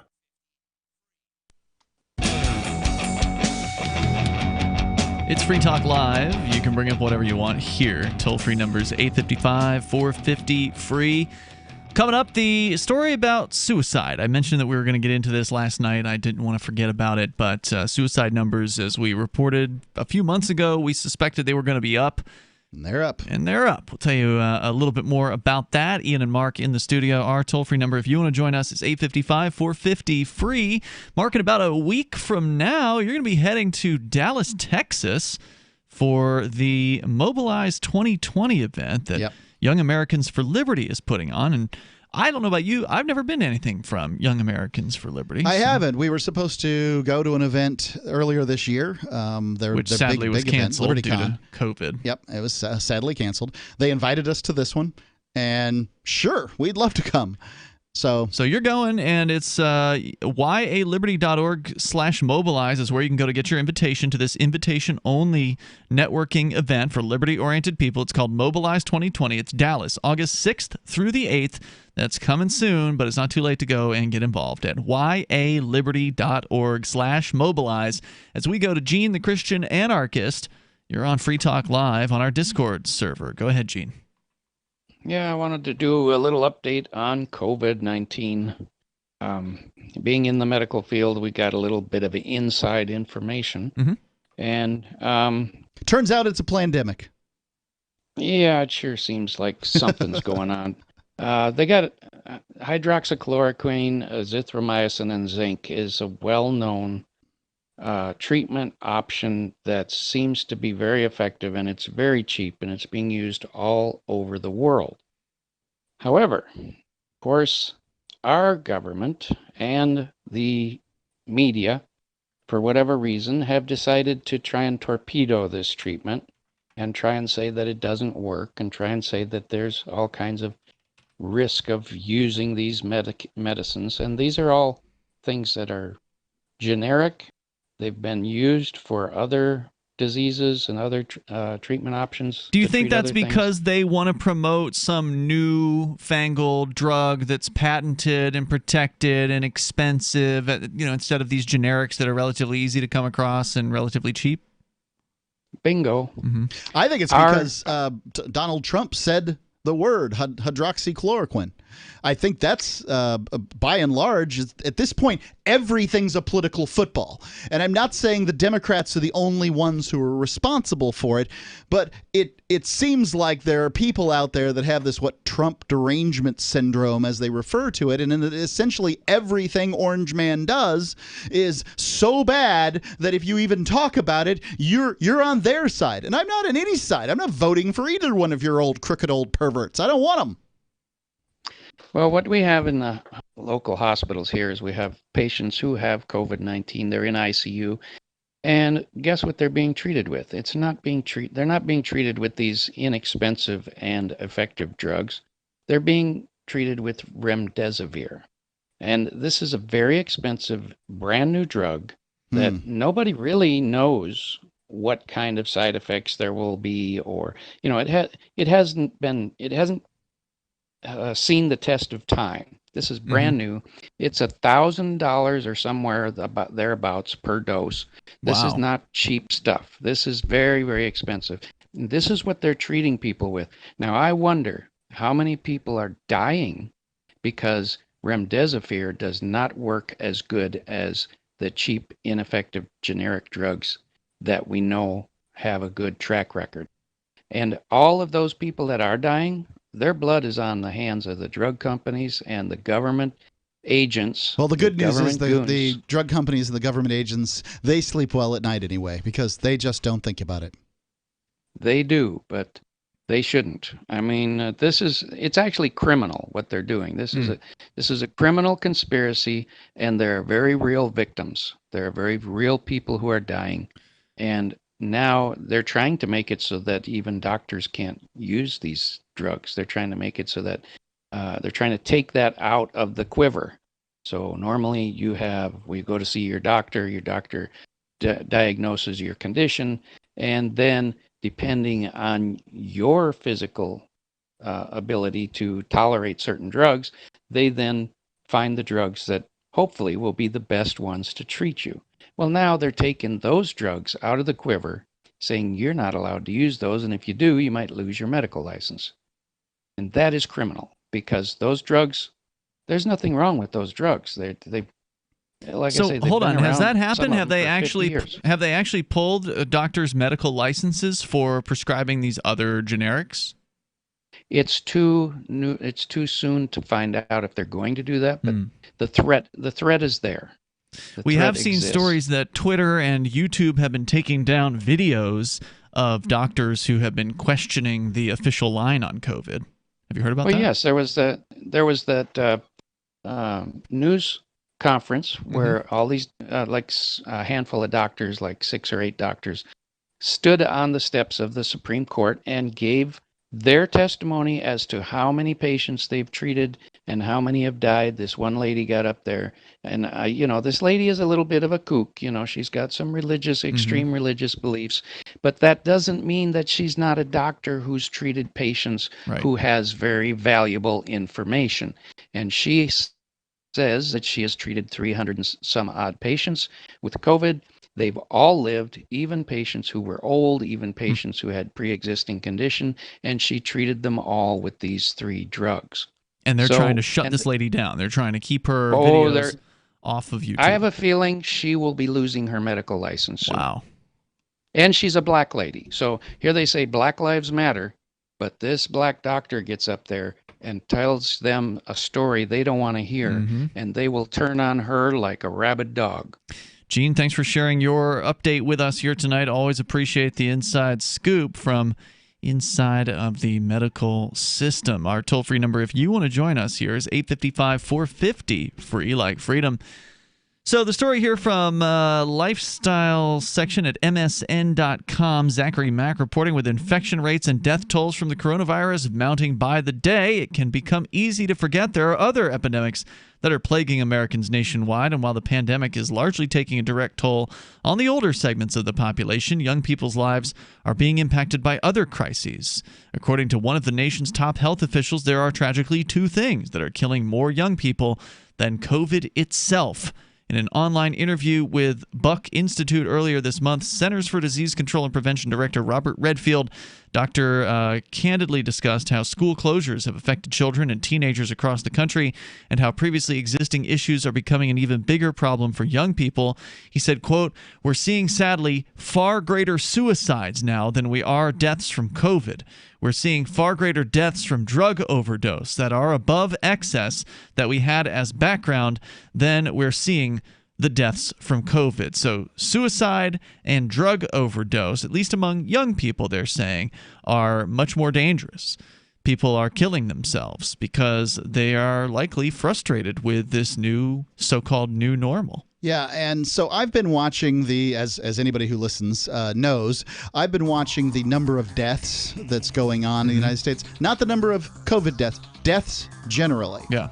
And it's worth pointing out that the number of deaths that happened the week of even just July 4th week was lower than the number of deaths that occurred in January and from the flu. That includes the COVID deaths, the total number? More coming up here. Free Talk Live. News from Bitcoin.com. Twitter hacked, Bitcoin blamed. NASCAR driver Bubba Wallace will soon have a Bitcoin logo on his car. Banks will make $18 billion in fees on COVID-19 relief funds. Bitcoin Cash still lets you control your own money. PayPal confirms it's developing cryptocurrency capabilities while still shutting down accounts of crypto users. Bitcoin.com is your source for getting started with cryptocurrencies, getting a wallet, buying Bitcoin Cash, mining, and all the latest cryptocurrency news at news.bitcoin.com. Subscribe to their channel on YouTube. The next generation wallet is coming from Divvy. In just a few taps, you'll be able to send, earn, spend, and exchange digital money in seconds. Send money around the globe with only a swipe. Instantly exchange between Divvy, Bitcoin, and fiat right in the mobile app and withdraw directly to your bank account. Divvy already offers the first one-tap solution for earning passive income with crypto. Multi-tiered masternodes allow everyone to partake in the network. Visit DivvyProject.org. DivvyProject.org. We're being attacked by news from all sides in tonight's News Blitz.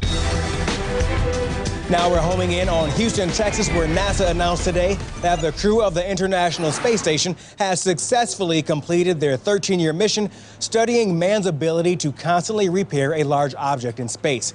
NASA officials hailed the remarkable feat of maintenance at a press conference this afternoon. And throughout human history, man has gazed at the stars and dreamed of fixing something up there. People once thought the ultimate feat in human repair was a really big boat. Today, we've accomplished so much more. This comes in the wake of NASA's previous success, finding out how many times an astronaut could hold something in his hand, then let it go, watch it float in front of his face for a bit, then catch it again. All right, dust yourself off. You have survived the News Blitz. Tune in tomorrow morning to Today Now. We'll look back at Jim's week as a polygamist. Oh, it's going to be fun.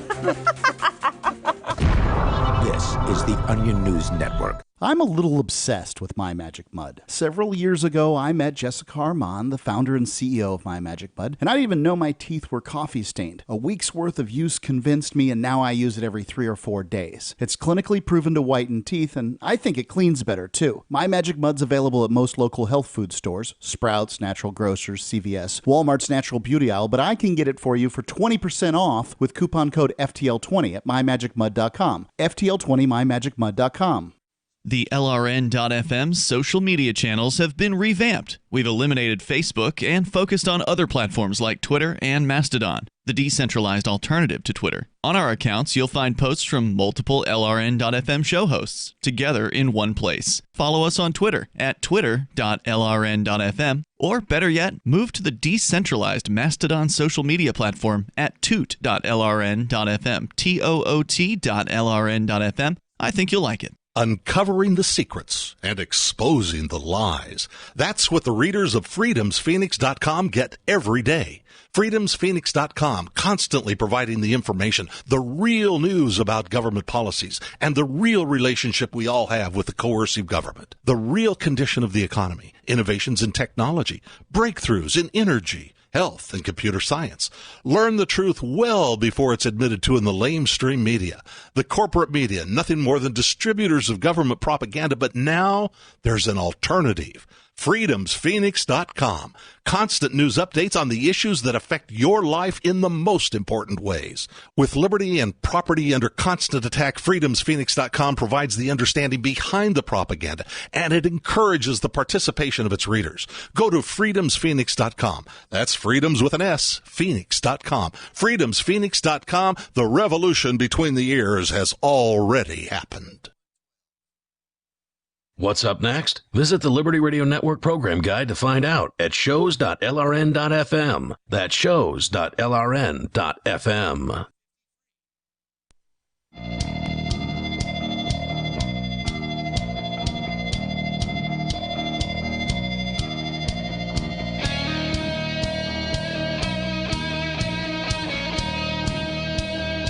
It's Free Talk Live. You bring up anything you want here. 855-450-FREE, like freedom. Ian and Mark in the studio. Our toll-free number, again, 855-450-FREE. From mid-March to mid-July of this year, Divvy, the new easy-to-use cryptocurrency that we've been promoting here on Free Talk Live, increased in value by over 10 times. Nothing is stopping Divvy from doing something like that again, and in fact, that's their goal. Divvy's price jumped 10 times, and it happened to correlate with the release of their beta wallet. Will Divvy go up further when their wallet is fully released? I don't know. But here at Free Talk Live, we're happy with our decision to hook up with Divvy a year ago. You can go to DivvyProject.org and begin earning Divvy by starting a masternode or staking Divvy. They have a lottery for people who stake the coin as well. Opportunity has knocked every day here on Free Talk Live since last September. Will you answer? DivvyProject.org. diviproject.org, diviproject.org. Mimius over on our Twitch chat says, I really hope more people are listening to the science on COVID and not random Twitch/YouTube channels, Facebook posts, and politicians. Well, what is the science on COVID? Is it only the scientists who work for the government, the people who are part of the medical establishment who you consider to be, quote, the science? Or is it possible that other doctors can have a valid opinion, and even people who aren't doctors can have a valid researched opinion that may actually differ from the people in government? Could that be considered science too? I would say yes, it is, because the idea, as I understand it behind science, is that you put forward your hypothesis, you and then it's theorize, battered and beaten and over the course of many months and likely years. They try to find the holes in it. They find out what's wrong with it. They try to break it down and disprove it. Right. So, whenever somebody says the science is settled, just go ahead and throw that right out, because it's garbage. I think there's things that you can say the science is settled on, then it's but one not of science. them isn't COVID-19. It's not science. Right. Then. I mean, because what they're trying to say is the facts. And if we know anything from March of 2020, the facts aren't settled. We don't know. If you just think back a few weeks ago, what we thought about this virus, it just keeps changing over time. If what you thought was what the government told you, then you weren't really thinking at all. You were just doing what you were told. Yeah. And like, again, what did you feel about viruses in January of this year? Did you think they're to not yourself, fun, but you get them sometimes. Right. People get viruses, you get sick, you get better, and yes, the flu kills people. It's surprising. Yep. Remember when Donald Trump said, it's the flu? Now, obviously, it isn't the flu, right? Like, clearly, from a scientific standpoint, it is not an influenza virus. However... Isn't it more related to the cold? Yeah, it's more. It's coronavirus, like the common cold. It's SARS, V2, whatever. What they're calling COVID-19, and 19 being 2019. But I'm looking at some numbers here in January of this year, as I just said, January, 60,000 people, 60,644. So 60.6 thousand people died. All right. From anything, including car wrecks. Things in the United States. That was 1 week ending January the 11th. Natural causes, all of it. Everything that people died of in the United States. Nobody was wearing masks. Nobody was worried about anything. Nobody was locking. Nobody was proposing putting everybody in America on house arrest without habeas corpus. We did not suspend civil liberties because of 60,000 deaths. All right. The last time that 60,000 deaths was recorded post-COVID, starting in March, the last time that the number of deaths was more than the number that I mentioned in January was the week ending May the 23rd. That means that the week ending May the 30th, all of June, and at this point we don't know for sure about all of July. Wait a minute. I missed something here. Yep. Was the number the 60,000 for all of January? Because now you're talking about the week ending. Okay, so just 1 week. I'm sorry. Yes. Okay, got it. January the 11th. That week was the most deadly. And every year there is a most deadly during the winter week. Yeah. And usually it's around January. Okay. So that week, so it was matched in May. Yeah, matched in May, and since then, what has happened? In May, it was matched. It was more than matched prior to May. So basically, from March the week ending March the 28th through week ending May the 23rd, there was a spike in COVID deaths. Then every week after that, at this point, the deaths have been lower. So if that's what we're worried about is the number of deaths, and deaths are a trailing indicator, that's 100% true. But it seems like we can, kind of find an equilibrium here. People are talking about lockdowns, and I think America refuses that. You don't hear that quite as much in the last couple of weeks. What do you mean refuses that? They seem to go right along with it when they were told to lock down. I know, but what about now? Well, now some people are on a less locked down situation, but if the lockdown comes back, they're going to go right back inside, like they're told. What we were talking about, I don't know that that's necessarily true. Well, I hope it's not, but all the evidence suggests it is. So what we were told in March is you better get your butt inside or we're going to arrest you, right? And we went out here in Keene, New Hampshire. You did. That's fine. They can go pound sand. What I'm saying is that now in Miami, at this point, the most restrictive metro in the United States, they're handing out $100 tickets for not wearing the magic fabric over your face. Okay? In the way that they prescribe and that sort of thing. Wearing the magic fabric, I think you would agree, is superior to being locked in your house, right? They're both bad. I'm not saying that they're not both bad. There are restrictions on your freedom. But I would rather, if I need to, for whatever reason, put magic fabric over my face and be able to go wherever I go.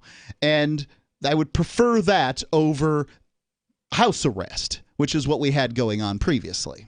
I see the argument. So all I'm saying is that America is sick and tired of these restrictions and will be sick. Is that true, though? Because that's not what the numbers are showing. Okay, so look, I mean, there's the reality of we live in New Hampshire, which is one of the more sane places. I'm not talking about New Hampshire. I'm talking about Miami, the most restrictive metro in the United States. I understand. They are not locking people down. You're saying people are sick of it. But yet, again, you can't necessarily believe the polls, but it's something that we can report on. We can see these numbers are coming in. I think, though, that one of the more recent polls said it was 75% of Americans support the mask mandates. The mask mandates are different than the lockdown mandates. Okay. It's still supporting obedience. It's still supporting being told what to do and being told what to wear. If you're willing to be told what to wear, you're willing to be told what to do. Sure. There's no fundamental difference. There is a fundamental difference. No, there's 100%. Not. It's all doing what some man that's a stranger wearing a lab coat tells you. That's your interpretation. I'm telling it like it is, man. Look, not candy coating it for this garbage. I get it. I don't like the masks. I got it. You don't like it. I'm saying no, I don't like being told what to do. Difference. That's fine. Hey, you don't like that. Hey, look. When I was actually in Japan, I was a little bit ill, and I considered actually putting a mask on simply because it's something that people do over there as a courtesy to their fellow man. Sure. I don't have a problem with it being done voluntarily. If you want to wear a mask, cool, man. Go right ahead. So I have no fundamental problem with a mask. What I have a problem with is where people are forced by the threat of violence or forced by societal pressure to do something that is a violation of their human rights. What I have a problem with is saying that one violation is the same as another violation when one affords greater freedom than another does. There's a difference between them, and I would prefer, I get Americans are for masks, but at the very least, they're against a lockdown. So, are they, though? Yeah, I think they are. Based on what? What makes you say that? That the government hasn't tried it again.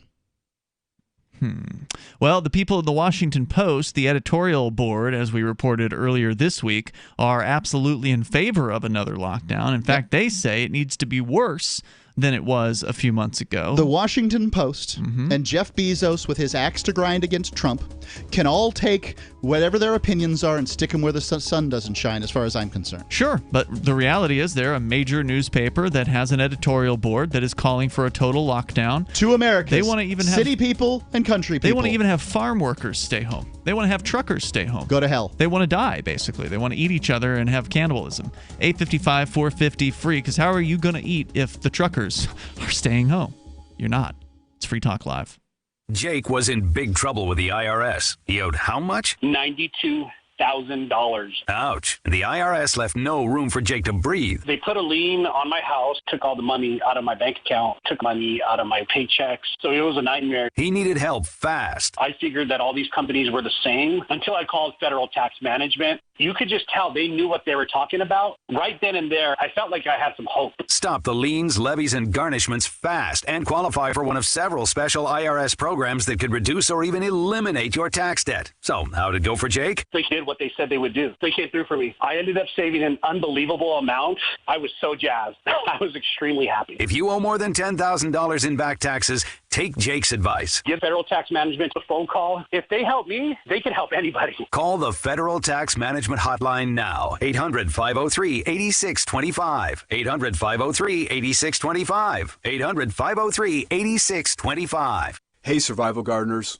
Garden soil isn't what it used to be. In fact, many gardens are farmed out and some are functionally dead. That means adding back the right trace minerals to your soil can immediately catapult your garden fertility, which means, quite naturally, better tasting and more nutritionally dense fruits and vegetables. So if you got your garden in late and want to help your fruits and vegetables play catch up, or you simply want to pour on the trace elements to maximize this year's harvest, I've got good news. It's not too late to give everything you've got growing this year in your garden a powerful, life-renewing turbo boost. And the best part? This unique product creates a type of trace mineral synergy, which means that each mineral and trace element in the formula makes all the other minerals and trace elements much more effective than if they were used alone. Go to cmazing.net to turbo boost your garden. That's cmazing.net. Improve flavor, increase your harvest. Go to cmazing.net. Why did you move to the Shire? I moved here to the Shire because there's other people around who take liberty just as seriously as I do. I moved to the Shire because I saw videos of people challenging authority and thought that I could get support myself. It called to me, like, do this, right now. I wanted to be around people like me who got it, and once I got here, I knew there was nowhere else that I wanted to be. I've always wanted to change the world, so I moved to the Shire to join people who were actually working towards doing the same thing.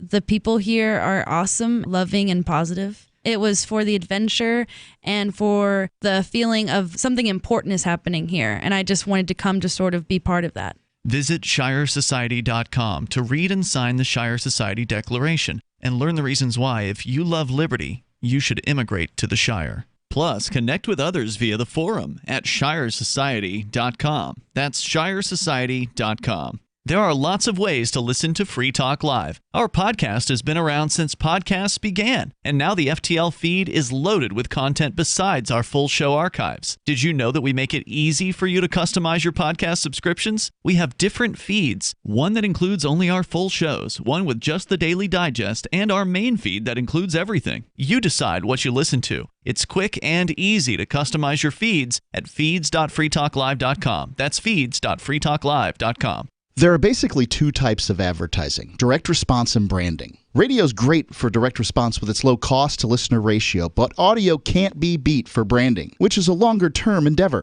You want to be the first thing that someone thinks of when they think about your product or service. If you have a local business that you want kept top of mind in your community, call the station. If you need national reach, Free Talk Live's got around 200 radio stations, millions of monthly listening sessions, can suit all budgets, and if we don't think we're right for you, we'll tell you. Email me, mark@freetalklive.com.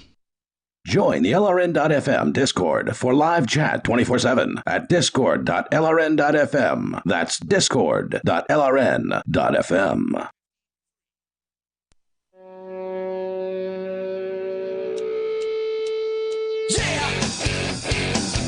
It's Free Talk Live. You bring up anything you want here. The toll-free number, 855-450-FREE, like freedom. Joining you in the studio, it's Ian. And Mark. And you can join us online anytime you want at freetalklive.com. We got a lot of features there. You can, for instance, interact with other Free Talk Live listeners on our forum. You can go to forum.freetalklive.com. It is free to use the Free Talk Live forum. It's part of the Shire forums. It's actually just one of the sub-forums there. There's some other interesting ones that focus on New Hampshire activism, cryptocurrency, and others. Now, I'll admit, it's not the busiest forum in the world. It's hard to get people off of social media, but it is there, and it's not controlled by mega giants like Facebook. So you can kind of post the things that you want, your opinions, whatever they are. Head over to forum.freetalklive.com. As we go to Discord, I think it's been all Discord calls tonight. Has it? That's an unusual night. It's sounding really good. But it does sound good. Just check out the call quality. Yeah, let's go to Dunk Limpman. He is calling from Dallas, Texas, where awesome. Mark's going next week. Go ahead, Dunk. Yeah, can you hear me? Yeah, we got you loud and clear. Awesome. I just wanted to talk about Garret Foster. He's the libertarian activist that was murdered at a Black Lives Matter protest in Austin about a week ago. So I have not seen video of this this alleged incident. From what I've heard two different stories. I've heard one that this guy had an AK-47 that he was carrying, he had a like paraplegic girlfriend who was in a wheelchair or some sort of device, that somebody was driving in a way that appeared to be a threat to his girlfriend, and he pulled his gun up and leveled it at the car, and one of the occupants of the car fired a gun at him, killing him.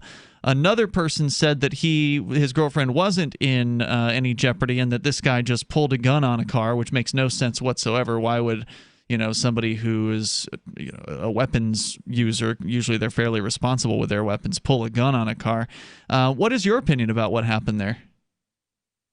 So I've watched a couple of different videos and, analyzed photos and all that stuff, and I'm no crime scene expert or anything of that nature. But, from what I've seen, it doesn't appear, or at least it's not evident that his girlfriend was in any sort of danger immediately.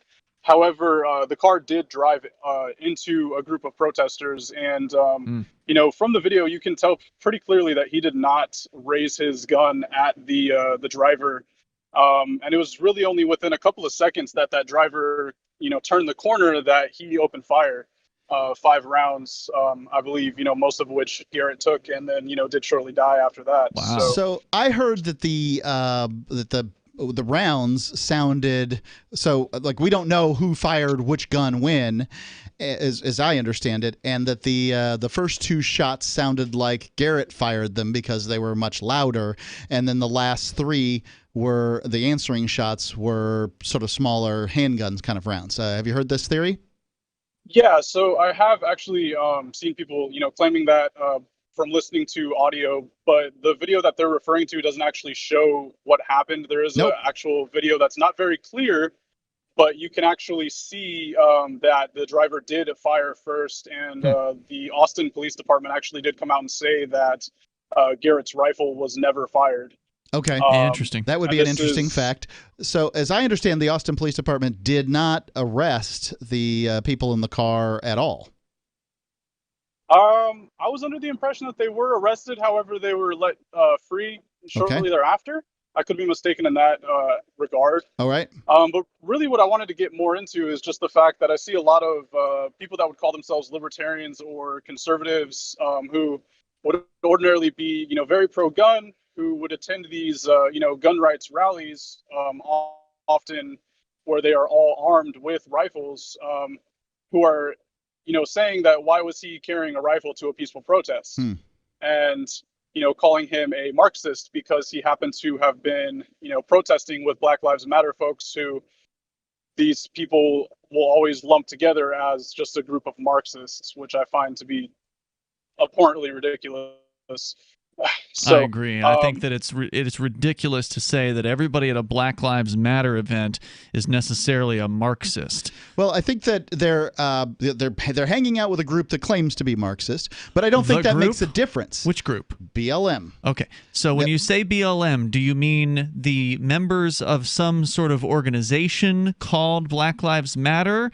Or do you mean the people who go to Black Lives Matter events or events that are tagged with Black Lives Matter by perhaps members of the public or members of the media? I will forgive anyone who makes the error that somebody who's going to an event named after a Marxist organization, that they somehow wouldn't know that they're going. But how would you know? I mean, how many? Because we are saying it on the air for one. Well, most people who attend these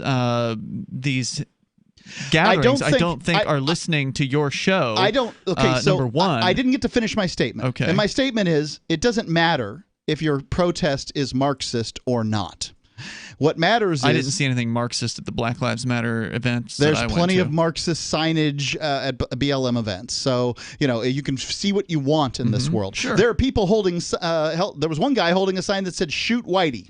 All right, so where did you see that? I think that was Atlanta. Okay, I didn't see that here. You can find what you want from these events. Was he a Marxist?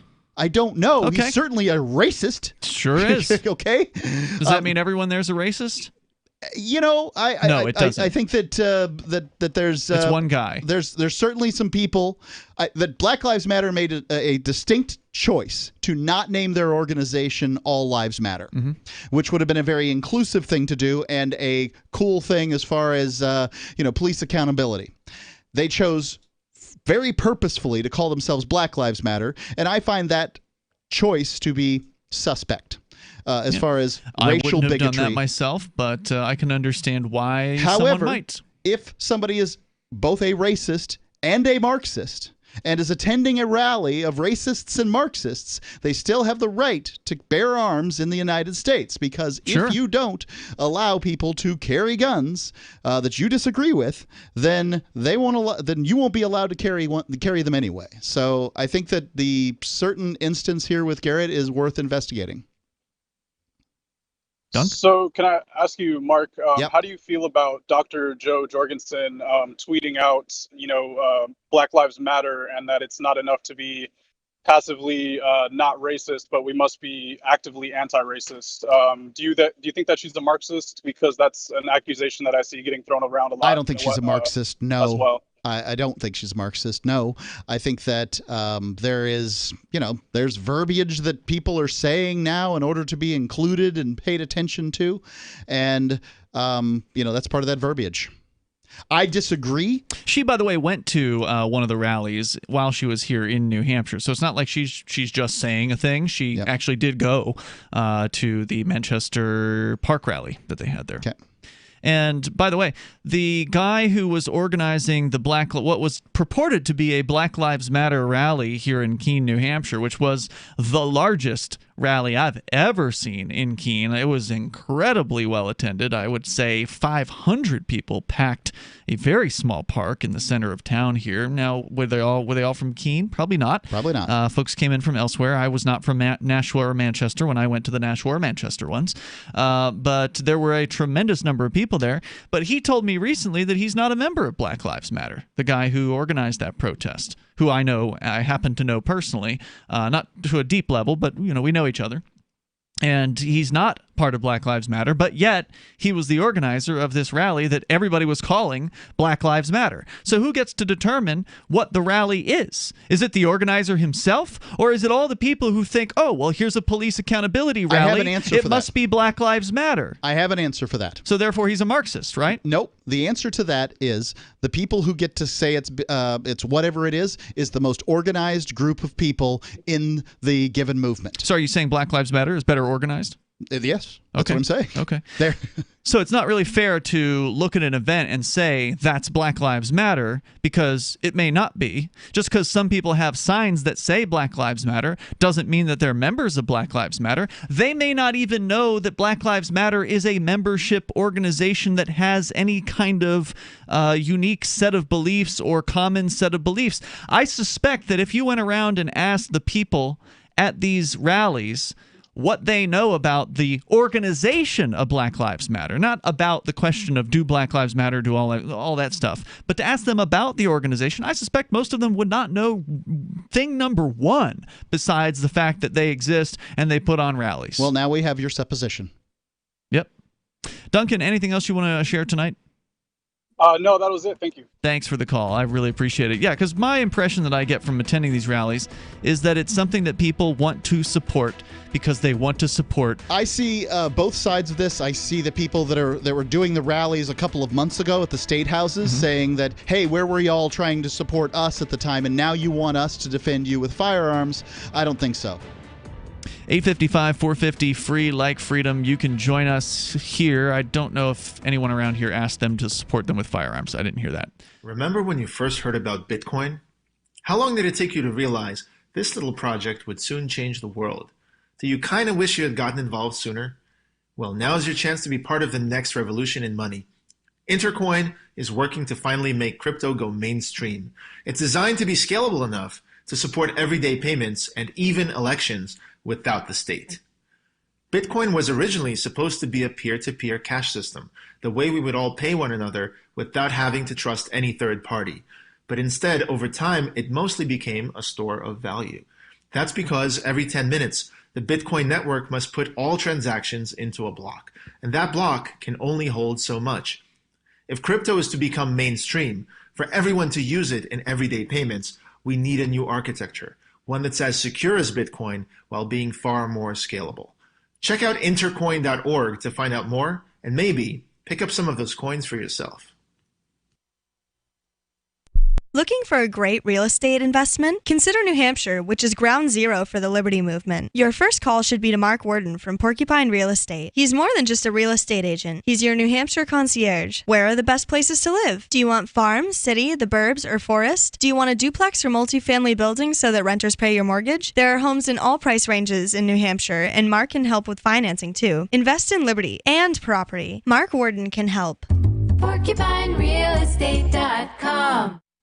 What if you want to hear the latest episode of Free Talk Live, but all you have is your phone, you forgot to download our archive, and you have no data connection? You can call our Listen line at 641-793-0191. That's a long-distance number, so you may incur charges. If not, listen as long as you want. 641-793-0191. The Free Talk Live Listen line, 641-793-0191.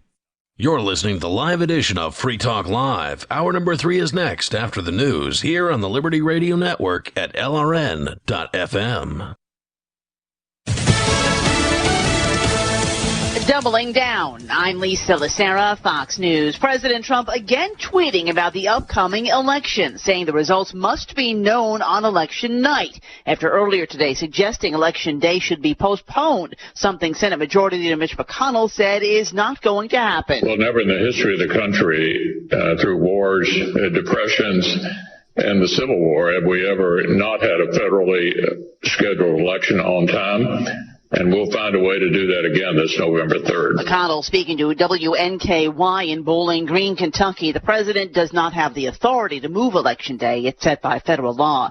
Just a few moments ago, President Trump saying America grieves for all the 150,000 Americans who have died from what he called the invisible enemy, saying we mourn their loss and we're working to contain what he called this horrible plague. Earlier this afternoon, the president made a stop at the Red Cross headquarters asking for help from those who have recovered from COVID-19. If you've had the virus, if you donate, it would be a terrific thing. We really need donations of the plasma. The president saying the administration has taken bold action to make plasma available to those who need it. A former Minneapolis police officer charged in the death of George Floyd wants a judge to drop the charges against him. Tou Thao, who's charged along with 3 other former Minneapolis police officers with aiding and abetting murder and manslaughter in the death of George Floyd, is asking the judge in the case to drop the charges against him, the second former officer charged to do so, on the grounds the charges are not supported by probable cause. The motion includes body camera video and other evidence in a case where a 4th former officer is charged with murder. Jeff Manasso, Fox News. Wall Street, the Dow lost 225, the Nasdaq added 44. America is listening to Fox News. For over 20 years, millions of customers have trusted Blinds.com to update their homes. Because Blinds.com makes it easy to get custom blinds that'll give your windows a high-end look without the high-end price. Whether you like to do it yourself, need help with design, or prefer measure and install services, they keep it simple with easy online ordering and free shipping right to your door. New window treatments are a simple way to really benefit the look and feel of your home. And Blinds.com will guide you every step of the way with free online design help. And if you're nervous about trying them, don't be. Blinds.com has over 30,000 5-star customer reviews, and they guarantee the perfect fit for your windows, whether you do it yourself or have them measure and install everything for you. Go to Blinds.com now to take advantage of this week's special savings on interior blinds, shades, shutters, and even outdoor shades. Rules and restrictions may apply. Funeral services held today in Atlanta for Congressman and civil rights icon John Lewis. Former President Obama delivered the eulogy at Ebenezer Baptist Church. John Lewis did not hesitate, and he kept on getting on board buses and sitting at lunch counters, got his mugshot taken again and again, marched again and again on a mission to change America. Former President George W. Bush, former President Bill Clinton, and Speaker Nancy Pelosi also made remarks. Lewis died July 17th after a battle with cancer. He was 80 years old. As checking temperatures become regular in the age of COVID-19, which thermometer is best? The new forehead touchless thermometer, or the one you stick in your ear or mouth, which is better? Dr. Dale Bratzler is the chief COVID officer at the University of Oklahoma's Health Science Center. I don't think they're quite as accurate as the ones as the mercury thermometers that you put under your tongue. The doctor admits the new technology is a good option when screening large crowds for fever. One thing we're trying to avoid is getting too close or going direct contact with people who could be potentially infected with COVID-19. So go ahead and check to see if you have a fever, which is just one symptom of the virus. If your temperature is normal, it does not mean that you're not infected. CJ Papa, Fox News. Italian tenor Placido Domingo will make his first appearance since recovering from COVID-19 to accept the Lifetime Achievement Award in Austria next week. He'll receive the award in Salzburg at an invitation-only ceremony. The group says Domingo has set international standards at the highest level for decades. But earlier this year, Domingo came under scrutiny after several women accused him of sexual misconduct, which he denies, though he did issue an apology. The allegations led to the cancellation of several concerts in the U.S., but its dates in Europe were only postponed due to the pandemic. I'm Lisa Lacera. This is Fox News.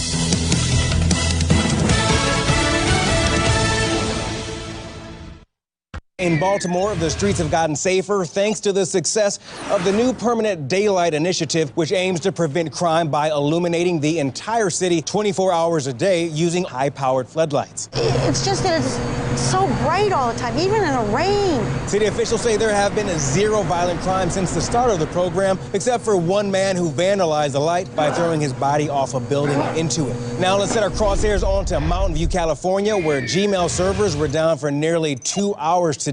In an online statement, the company said, "Tremble before Google. With the mere flip of a switch, we can bring you to your knees." After reestablishing service this afternoon, Google changed its logo and released a statement saying, if not appeased with a 20% increase in Google Chrome downloads by the next vernal equinox, they will take back their generous gift unto mankind of colored conversation labeling. All right, you can take off your helmet. You have survived the News Blitz. This is the Onion News Network.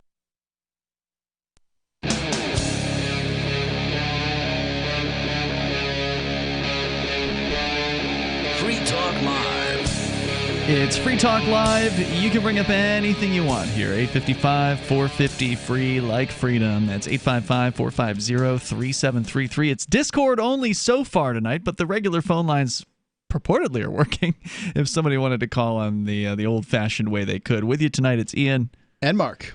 Boy, I wish we could have Discord night every night where every call sounded as crisp and as clean as these Discord calls do. So we're going to actually got another one coming in here shortly. We're going to get right into your calls and thoughts. Plus, coming up, we'll also tell you about the ridiculous changes that they're going to be making inside courtrooms, or at the very least, inside the local courtroom here in Cheshire County, New Hampshire. They're apparently going to be doing the trial, the very first trial that anyone has had in the state of New Hampshire in months is going to happen here in Cheshire County. So we'll let you know how ridiculous it's going to get and how arguably unconstitutional and just completely inaccessible this court system is going to become. It's just as bad as, if not worse, than the so-called city council meetings, which you can't go and watch now. Well, now you're not going to be able to go and see the court system so-called work.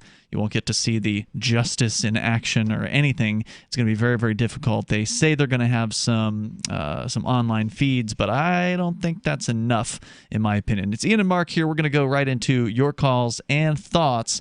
We go to Steven Zeiler. He's calling us from the Seacoast in New Hampshire. Go ahead, Steven. How horrible would it be? Can you imagine if you receive a call from the IRS or the Social Security Administration, and they tell you, you need to send us thousands of dollars right now, or the police are coming to get you. There's a warrant for your arrest. I've had that call. Really? Yeah, well, there's scammers that do it all the time. That's what he's I suspect that's what he's talking about, because usually that doesn't happen in reality with the actual IRS. They don't behave like that. No, they never do. I want every listener to know, or anyone in your life, if they ever come to you and say, I got a call from the Social Security Administration or the IRS, that is not a real call. That is a scammer.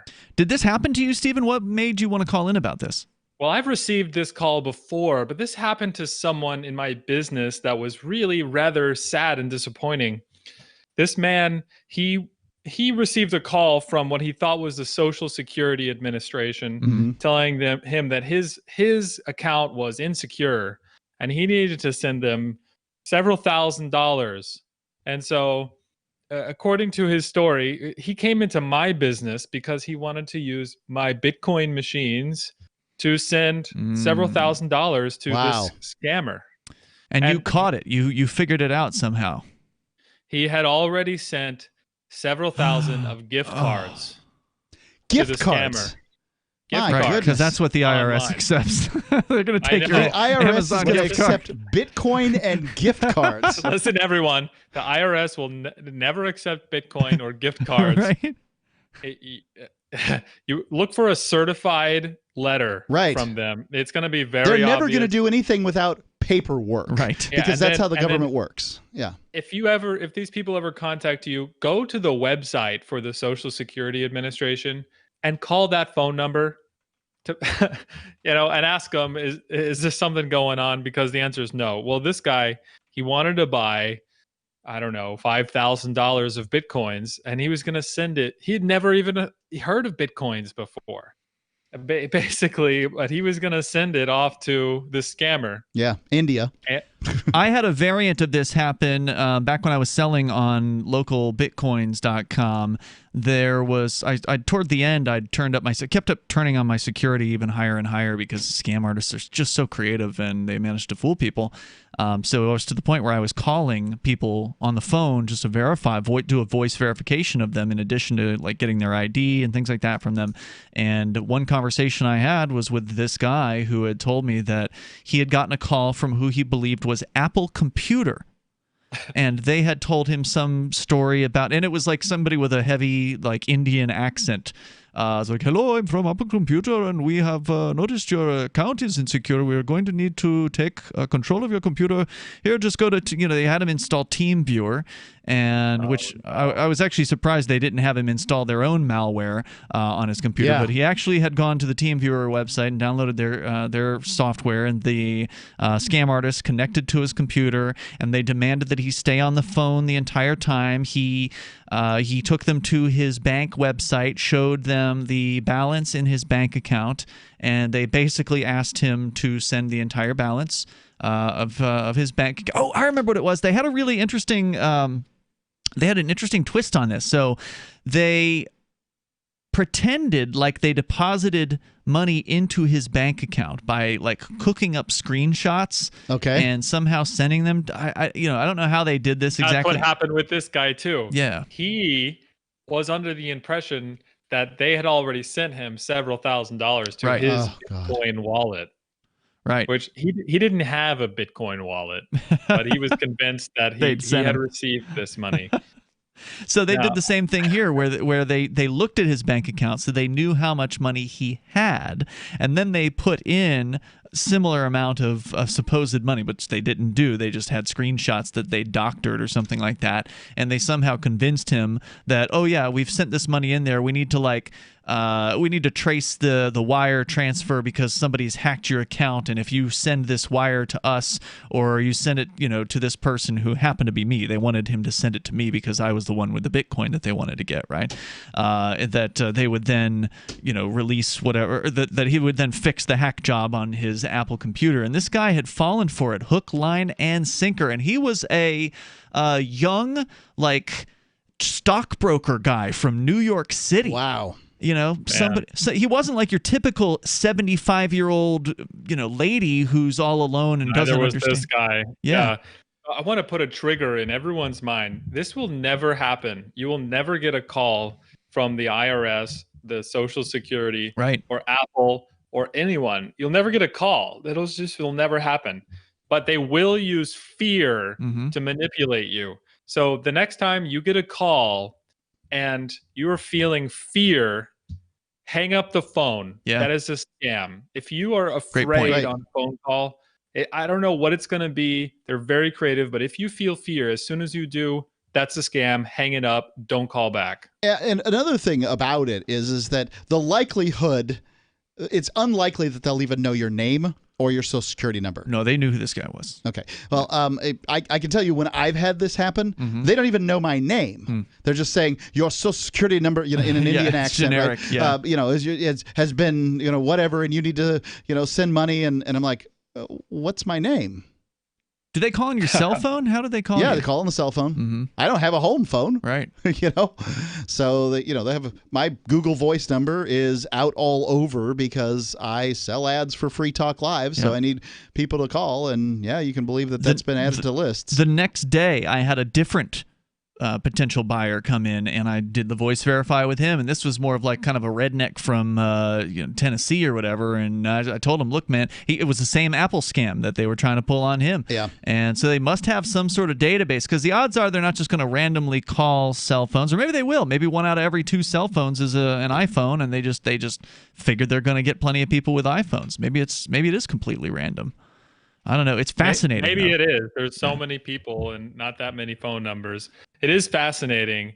And I just, man, it's tough. And elaborate. And also it was elaborate. The people who come in have one of these scammers, that it's all different scams. And they have, and in some cases they have more than one scammer. It's not just one guy in Nigeria.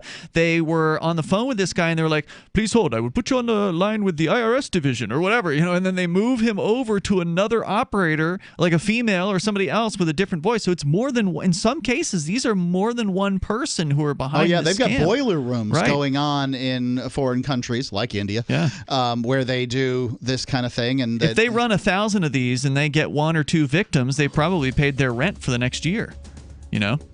Somebody sends them $10,000. If you're in Nigeria, how much? How long is it going to pay your rent? Yeah.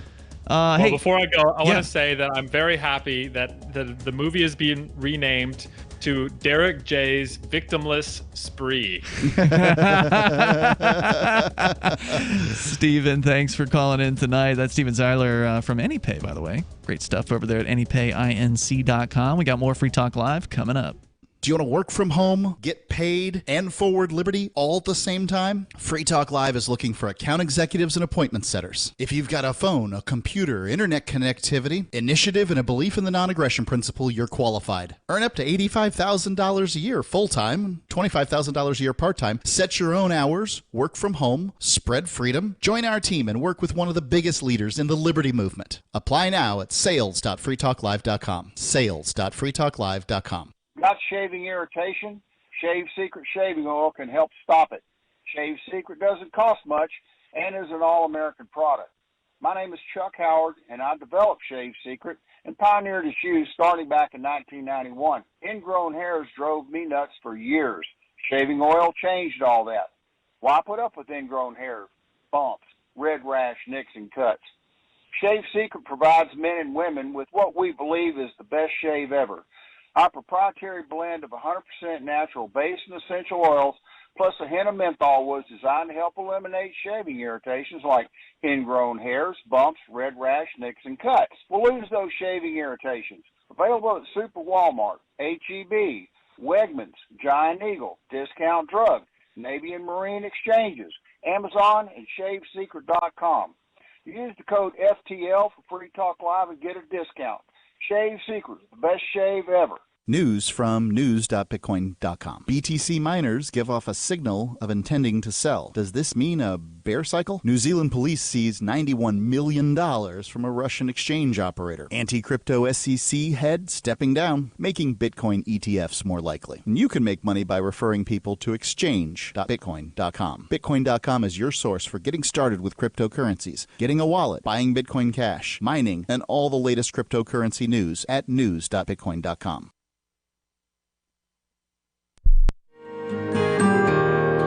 So the protection of life, liberty, and property is what the Free State Project is all about. But it's an effort to move 20,000 people who understand. It's about demonstrating to the entire country that, yeah, we can have a free market, a truly free market. Making it just a freer, great place to live.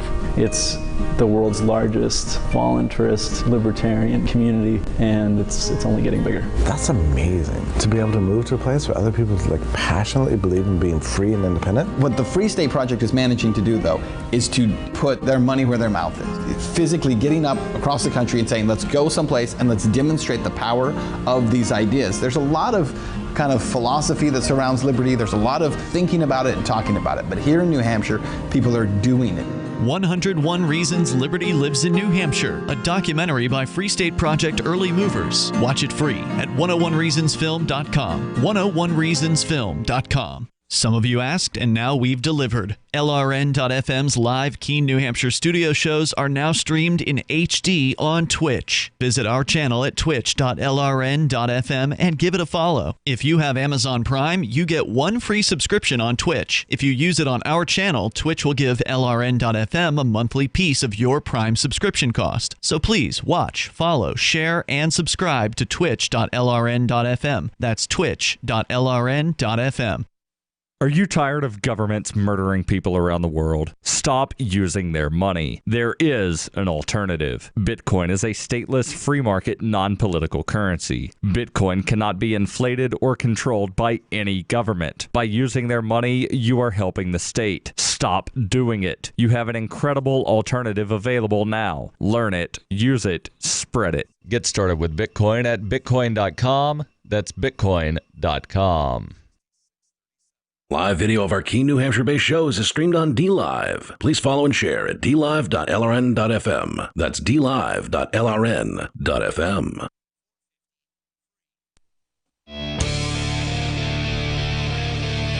Free Talk Live, inviting you to join us here. You can dial in toll-free. Bring up anything you want. With you in the studio tonight, it's Ian.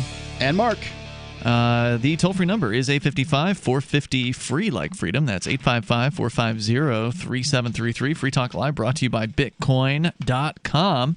And we were just talking with Steven Zeiler about some of the scams that are out there that are trying to take advantage of people, and they're using Bitcoin, but that's not the fault of Bitcoin. People were doing scams with wire transfers, and people were doing scams with MoneyGram and Western Union before, long before Bitcoin existed.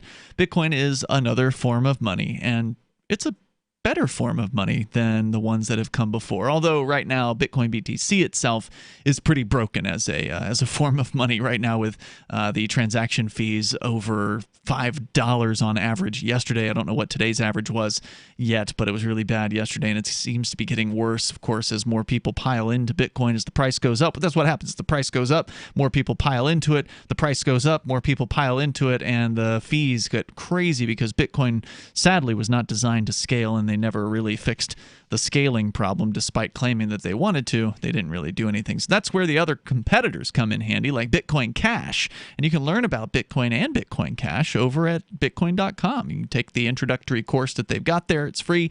You go through it and you'll get the basics over at bitcoin.com. And if you're not new to Bitcoin, then get on over to bitcoin.com and check out their news site. They got all kinds of good reporting there on various different aspects of the cryptocurrency world. That's news.bitcoin.com. And here's some news that is pretty disturbing, although it shouldn't be a surprise.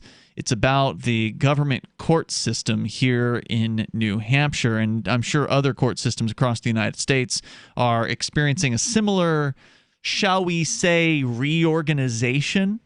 Things are not going to look as they looked previously. If you've ever been into a courthouse, and if you haven't, you're lucky. Okay, because these are terrible places to visit. They really aren't much fun. They're dangerous. And I don't mean because there's actual violent criminals around. I mean because the government goons are violent and will lose their minds. The gentleman who was on the air with us a couple nights ago, Carlos, had gone into the courthouse here. He's been going into local government offices and conducting what he calls First Amendment checks on them to see if they'll flip out on him for having a video camera and asking questions. And of course, if you go into the courthouse, they flip out on you for having a video camera. So hopefully he'll post his video online. First Amendment checks. Yeah, they ended up threatening him with arrest, of course, and so they're not a friendly bunch. It's not a place where you really want to spend any time if you can avoid it. However, I'm the kind of guy who spends a lot of time in courthouses, not because I'm on trial, although that's happened a handful of times myself, but because my friends will be on trial and I want to record video of the things that are happening there. Because it's a huge service. I want people to see what goes on in these courthouses. Also, when they're being video recorded, bureaucrats tend to behave a little better. Yeah. Mm-hmm. So when Cheshire County Superior Court holds its first pandemic-era jury trial next month, this is from the Keene Sentinel, the local newspaper here, things will look a bit different. Jury members will be seated 6 feet apart, with several of them observing the trial from benches typically reserved for the public. Mm-hmm. Witnesses will answer questions seated in an armless swivel chair to minimize the potential for transmission via surfaces, even though, didn't they say it doesn't really live on surfaces the way they thought it did or something? Yeah. And attorneys. But that's the thing. The state will go to the max as far as their paranoia and the various different things that they will do to respond to this. So they will be the absolute maximum. You don't ridiculous. Want somebody who doesn't show up because they didn't feel that, because they have some ignorance surrounding how the virus is transmitted, and they're a star witness or something. So they're going to show up because they're under subpoena. Yeah. If they don't show up, they go to prison. It's called contempt. Yeah. Witnesses don't show up for trials all over America, and it's not a problem. Really? It happens all the time. They don't send the cops after them? How are you going to find a lot of these people? Well, I mean, if the trial's over, what difference does it make? Well, if they were subpoenaed and they were at their home and they can prove that they were there, then they can find them. Right, sure. They'll go after the middle class people, but the lower class people that are all over the place, you can't enforce that. Attorneys confined to one side of the courtroom will be unable to roam the floor during their arguments. The Keene Court has implemented numerous protocols in an effort to prevent the spread of COVID-19 among participants when it holds a pilot jury trial next month, which it sees as a first step toward resuming regular trials. The trial, set to begin August 24th with jury selection on the 19th, will be the first conducted in New Hampshire's superior courts since officials postponed them back in March. It's been 4 months, and they haven't had a single trial. They don't have very many trials anyway. That's true. There are counties in America that haven't had trials in years. Given the court's hope for a straightforward affair, it's considering cases that it believes will last only 1 or 2 days. According to New Hampshire Superior Court Chief Justice Tina Nadeau, attendance in the courtroom will be limited to about 25 people. Now, if you've been in this courtroom before, normally there's probably, on the low side, 100 people that could fit in all the pews. Yeah. Maybe 150 to 180, I think. I recall seeing the maximum capacity sign on the wall, and I feel like it's like the 180, 150 range. So there's usually at least 100 plus people that can watch these trials, should they wish to do that. That's based on square footage, and a lot of the square footage is used up by just the tables and the judge's bench and that sort of thing. Sure, but there's at least 6 rows of large, long, lengthy pews sitting in there on 2 sides of the room, so there's plenty of room. Well, now all that is gone. They're going to be putting the jury in those pews, seating them away from one another, so the average member of the public who might want to go and watch the so-called justice system's gears turn, how awful and just oppressive it is, they want to see that happen in real life, good luck getting in, because they're going to limit to about 25 people, 14 of which are the jurors, because there's 12 jurors and then 2 alternates. Okay. So now you're down to 11 people, right? So 25 minus 14, there's 11 left. But it also includes all the other trial participants, all of whom are required to wear masks and maintain social distancing. So the attorneys, the defendant, the judge, the bailiff or bailiffs in there. How many actual seats for the public will remain after you count off the 11? So you got the 11. Basically none. Yeah, almost none. Almost none. And victims, they say, will have priority seating privileges over other members of the public. So if there's somebody in there that's a victim of this supposed person, then they're going to be in the remaining 2 or 3 seats, and you won't be able to go in and watch. They say that some cases will be streamed online. Now, I'm not sure why they're saying that. This is just the news media's report. Maybe they mean the juvenile cases that you normally wouldn't be able to go in and watch won't be online, and all the other ones will. But it's not clear what they mean by that. Yeah. So why is it a big deal if people, I mean, but basically everybody who's listening to me has never gone to sit in a trial just as to watch it, right? Just to observe. Like the percentage of people who did that is probably, a tenth, 100% of people have done that. So 1 out of 1,000, 1 out of 10,000. I don't know. Why do you think it's a big deal that it's probably more often than that because there's a lot of people who get screwed over by the system. I mean, there's probably plenty of people who've been in courts, not necessarily for a trial, but for like an arraignment. How are they going to do arraignments now? Because normally when you go in for an arraignment, this is Superior Court they're talking about, okay? Where Superior Court, they just have scheduled trials and scheduled hearings all day long. But an arraignment at a district court, I don't know if you've been to these things before, Mark, but it's packed full of people on most days. They stack in all these people on like a Monday morning or a Tuesday morning at 9 a.m. You got to be there at 8:30 when the doors open. The judge is there at 9 or whenever the judge feels like showing up. And there's 200 people. Done by video for a long time. That's if you're in the jail. More coming up here in moments. 855, 450 free. What will this look like? Do you want to work from home, get paid, and forward Liberty all at the same time? Free Talk Live is looking for account executives and appointment setters. If you've got a phone, a computer, internet connectivity, initiative, and a belief in the non-aggression principle, you're qualified. Earn up to $85,000 a year full-time, $25,000 a year part-time. Set your own hours, work from home, spread freedom. Join our team and work with one of the biggest leaders in the Liberty movement. Apply now at sales.freetalklive.com. Sales.freetalklive.com. The next generation wallet is coming from Divvy. In just a few taps, you'll be able to send, earn, spend, and exchange digital money in seconds. Send money around the globe with only a swipe. Instantly exchange between Divvy, Bitcoin, and fiat right in the mobile app and withdraw directly to your bank account. Divvy already offers the first one-tap solution for earning passive income with crypto. Multi-tiered masternodes allow everyone to partake in the network. Visit DivvyProject.org. DivvyProject.org. There is no such thing as attention span, according to Jerry Seinfeld, who figures that people have an infinite attention span if you are entertaining them. Hey, he's kept us from channel surfing for several decades, and now he's making more millions as a Las Vegas headliner.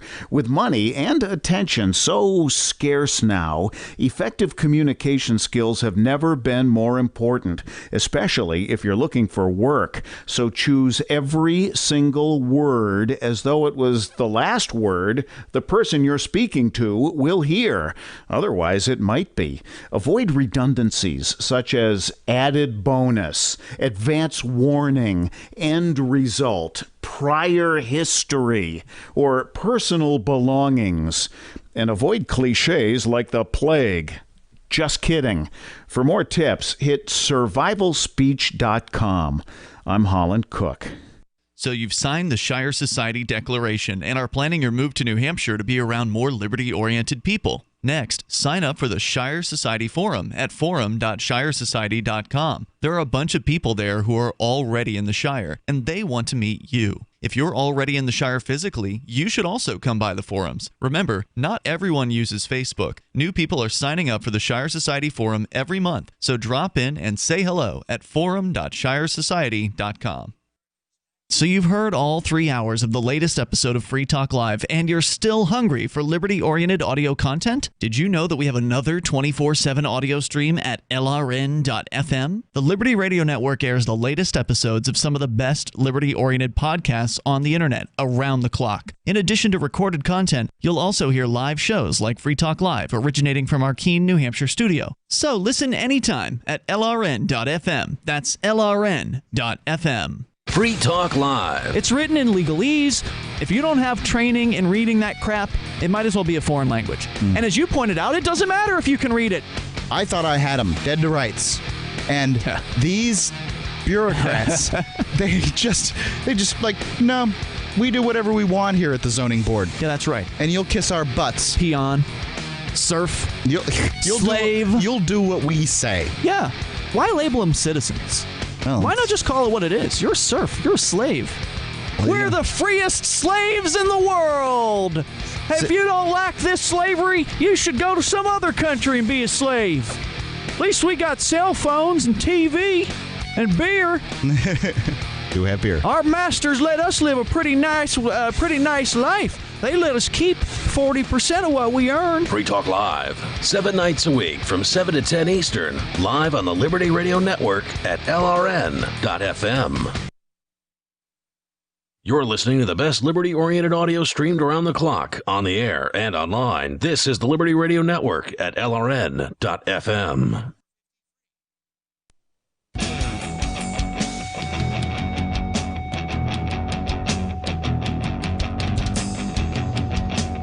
Free Talk Live, you dial in, toll free here, bring up what you want. Our number, 855-450-FREE. That's 855-450-3733. With you in the studio tonight, it's Ian. And Mark. And we're talking about some of the dramatic changes they're putting into place for the Superior Court system here in New Hampshire, which I happen to be familiar with, having spent time both as a defendant in victimless crime cases and also a member of the media recording a myriad of various different cases. If you go to the Free Keen YouTube channel, there are tons of hours of court footage there that I personally recorded because I think that, having some transparency in these government operations is important. People need to know what goes on there. And now it's going to be harder than ever to actually be to be there to see these trials happen. I mean, I don't recommend people spend time in courthouses. They're scary, ugly, horrible places. Certainly you don't want to bring your children there. You never know what these goons will do. But it is an educational experience. That much is for sure. And if I can help bring that experience to somebody in their own home where they don't have to take the risks of being in front of these trigger-happy guards and these guys that just want to, arrest you for just about breathing the wrong way, recording video in a place they don't want you to record it or whatever. So I think it's important to have that transparency. And they're putting in rules. They're going to limit the number of people that can be in a courtroom to 25, including the 14 members of the jury. So we're talking about 11 other people, which then you knock off one for the judge, knock off at least 2 for the prosecutor and the defense, probably at least 2 prosecutors, so go ahead and call that 3 at least. So now you're down to, 7 at this point? Plus you got the if there's a plaintiff and a defendant in like a civil case, now you're down to 5. If there are victims in the court, don't forget the bailiffs. There's usually at least 1 or 2 of those. So now you're down to 4 or 3 people. Now you got a victim or 2 or a family member, and now you're down to 0. There's basically no room whatsoever for anybody who's like, oh, I'd like to go in to see justice in action, to see what I'm paying for, to see this system that I'm forced to pay for that they say is supposed to be open and transparent. By the way, that's like, I think, Article number 8 of the New Hampshire Constitution. The government should be accountable and open and transparent. Well, I don't think an internet feed of some wide shot of a courtroom with whatever the audio comes out of it, I don't think that's acceptable. To me, that's not acceptable. That's not actually experiencing what's going on. Well, I don't know if it's experiencing what's going on. I would agree with you on it's not public on that. It's controlled. And it's more controlled than it's ever been. I want to go to Kirby. He's on the line in Indianapolis. You're on Free Talk Live. You can bring up anything you want. First actual phone call of the night. We've had like several Discord calls. Welcome, Kirby. Hey, good afternoon, gentlemen. Hey. I'm going to be quick. As far as goggles go, I guess we should probably go out and buy a full-face gas mask and maybe a mop suit. I've actually seen an employee here in New Hampshire wearing a full-on gas mask. Wow. Yeah. While on the job? While on the job. Where was this? It was at the New Hampshire liquor store. Wow. Yep. Okay. But the thing that's got me so kerfluffled today is Donald Trump talking about delaying the election. And it blows my mind because this time last year, I'm pretty sure you guys remember the rhetoric that was going around. Remind me. With all the boogaloo.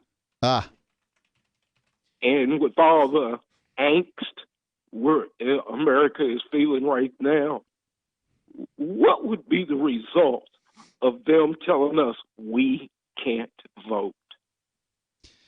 I don't know. I don't think it's a good question. I think Trump's trolling. I don't think he actually means it. Do you? No, but it's part of the psyop, if you ask me. He's trying to stir people up. Yeah, he is. His whole plan to make people so angry and so frustrated that we jump each other. And real quick, I didn't know you were a Quaker, Mark. There's a place I go past every day called Quaker House. And believe it or not, they serve meals to people. Yep. If you need a place to sleep, whether they're open or not, you can go up there, sit on their porch, go to sleep, whatever. That's cool. Which is the way religion should be. But yeah, Quakers have done things right for a long time. I certainly have some issues with a lot of Quakers and their beliefs on things, but it's hard to argue with a lot of the stuff they do. Kirby, well, I just want to say, go ahead, sir. No, you go ahead, please. It's your call. No, I was just going to say, I love listening to you and Mark argue like an old married couple. Aww. That's what makes the show work. Thanks, Kirby. I appreciate hearing from you tonight, and thank you for the call. Let's continue here. We got David in New Mexico. David, you're on Free Talk Live. Go ahead. Yeah, when did you guys break up? He's leaving again. Don't worry. Go ahead. I'm trying to take him with me. Yeah. I think it's the other side. I think the side opposite of Trump has been the agitators primarily for years now. But I happen to have another arraignment next week. Oh, really? So I can answer some of those. But yeah, but before that, you had another question. You had about witnesses not showing up. And I have a real live experience on that one, too. Okay, tell me about it. And it's in the public. It's in the public record, and in the public record, John J. Romero Jr., judge in Albuquerque Children's Court, he had ordered that one of the therapists involved in my case concerning myself and my children come into the courtroom and testify about the counseling sessions that she and I had participated in that didn't go very well because I didn't exactly like her and stood up to her what she was having to say, and so the judge ordered her to appear, sent her a summons, and when I found out about that, I said to her, "Yeah, okay. If you come into the courtroom and say anything at all that damages the relationship or further damages the relationship between myself and my children, I'm going to sue you." And so she contacted her lawyer, and her lawyer advised her. Oh, and by the way, this is public record, so. In the spirit of one of your other callers, where we should not refer to these people anonymously, this person in the public record that was a court-appointed therapist, her name is Heather Abella. And Heather Abella contacted her attorney, and Heather Abella's attorney, advised her to not show up. Huh. To not, yeah, not, yeah. And then I had a conversation with Heather Abella, and she told me that. She said her attorney advised her to not show up. And isn't that contempt?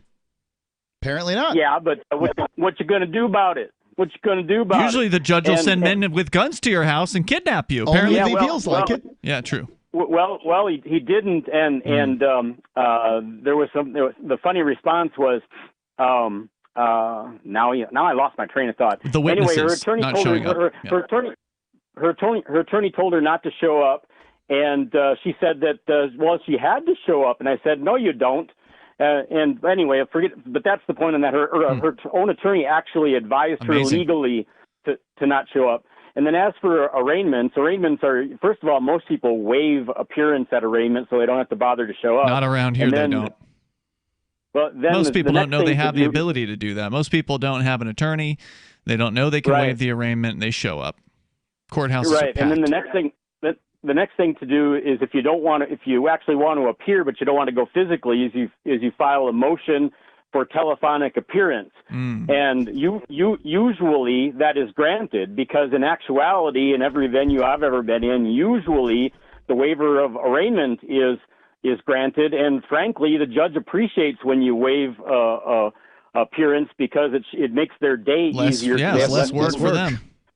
Yeah, and then lastly, you had one other question about one of the legal things, and now I forgot about what the hell that was. That's all right. So you know mind. where to find us, David. Thanks for the call tonight. I appreciate hearing from you. The toll-free number here tonight, if you want to join us, 855-450-FREE, like freedom. That's 855 855-450-3733. Ian and Mark here.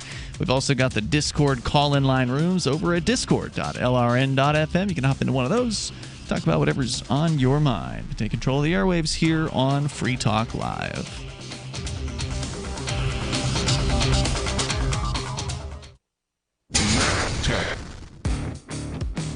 Have you ever thought about turning your Glock, XD Family, or 1911 handgun into a semi-automatic carbine?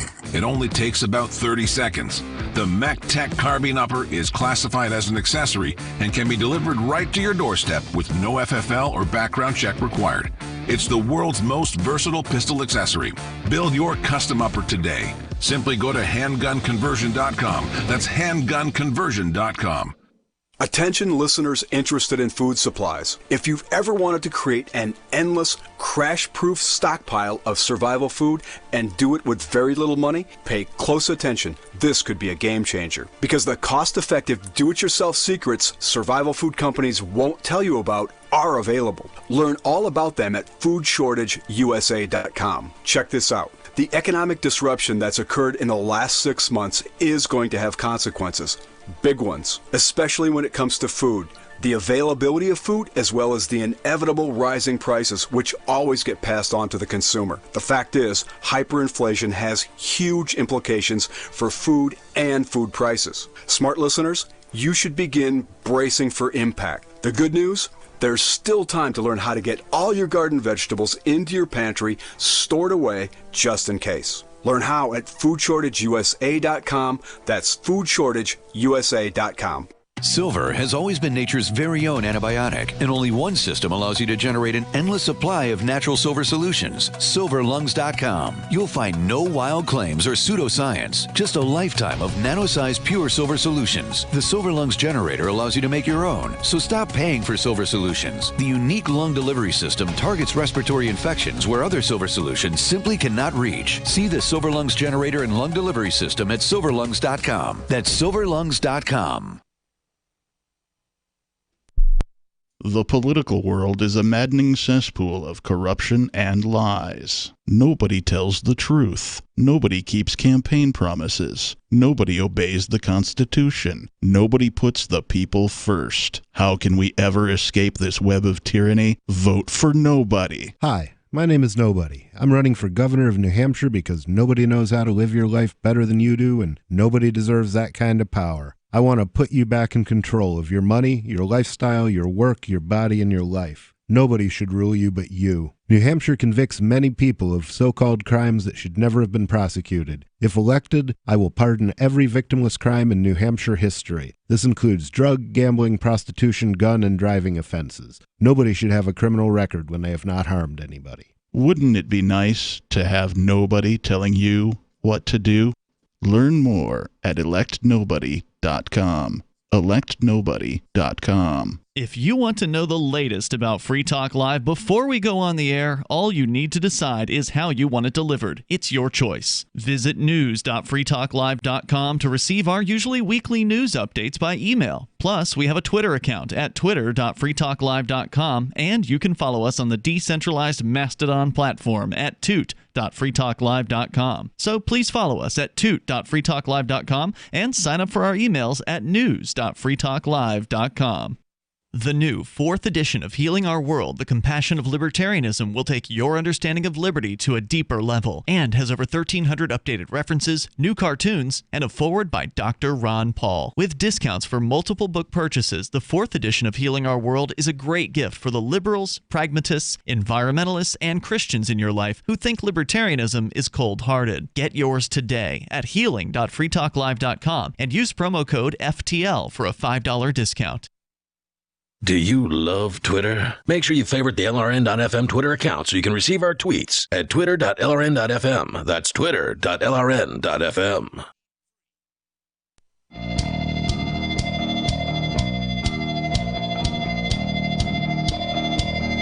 This is Free Talk Live. You can bring up anything that you want here and dial toll-free 855-450-FREE like freedom. That's 855-450-3733. In the studio tonight, it's Ian And Mark. We have the Discord call-in line rooms at discord.lrn.fm. That's where you can go and normally just interact with other listeners in the variety of different chat rooms we have there. There's an on-air now chat talking about sometimes the things we're talking about on the air. And then there's like a news story show prep room, and there's one about goldbacks and one about the Mariana Islands in New Hampshire. So go check that out at discord.lrn.fm. We've been talking about a restructuring that's going on within the courts in the United States, specifically here in New Hampshire. There's a very interesting and sad and outrageous story about what's happening in Cheshire County, where we happen to be doing this show from.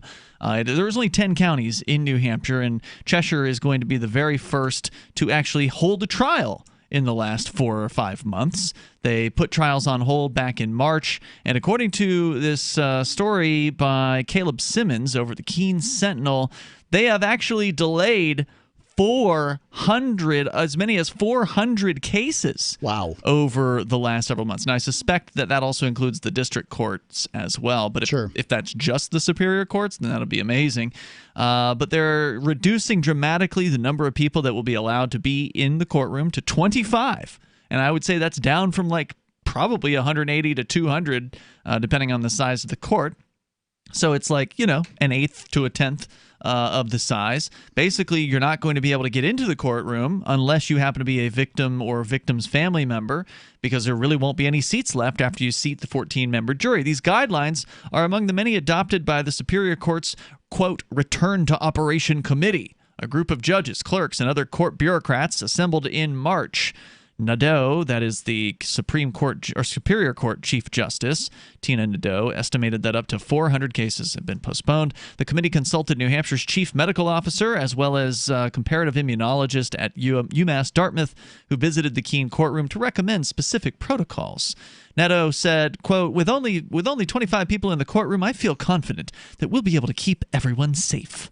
The biggest change to the court's typical operations will be in the jury selection process. Potential jurors will continue to receive their summons by mail, along with an explanation of the health protocols the court has put in place.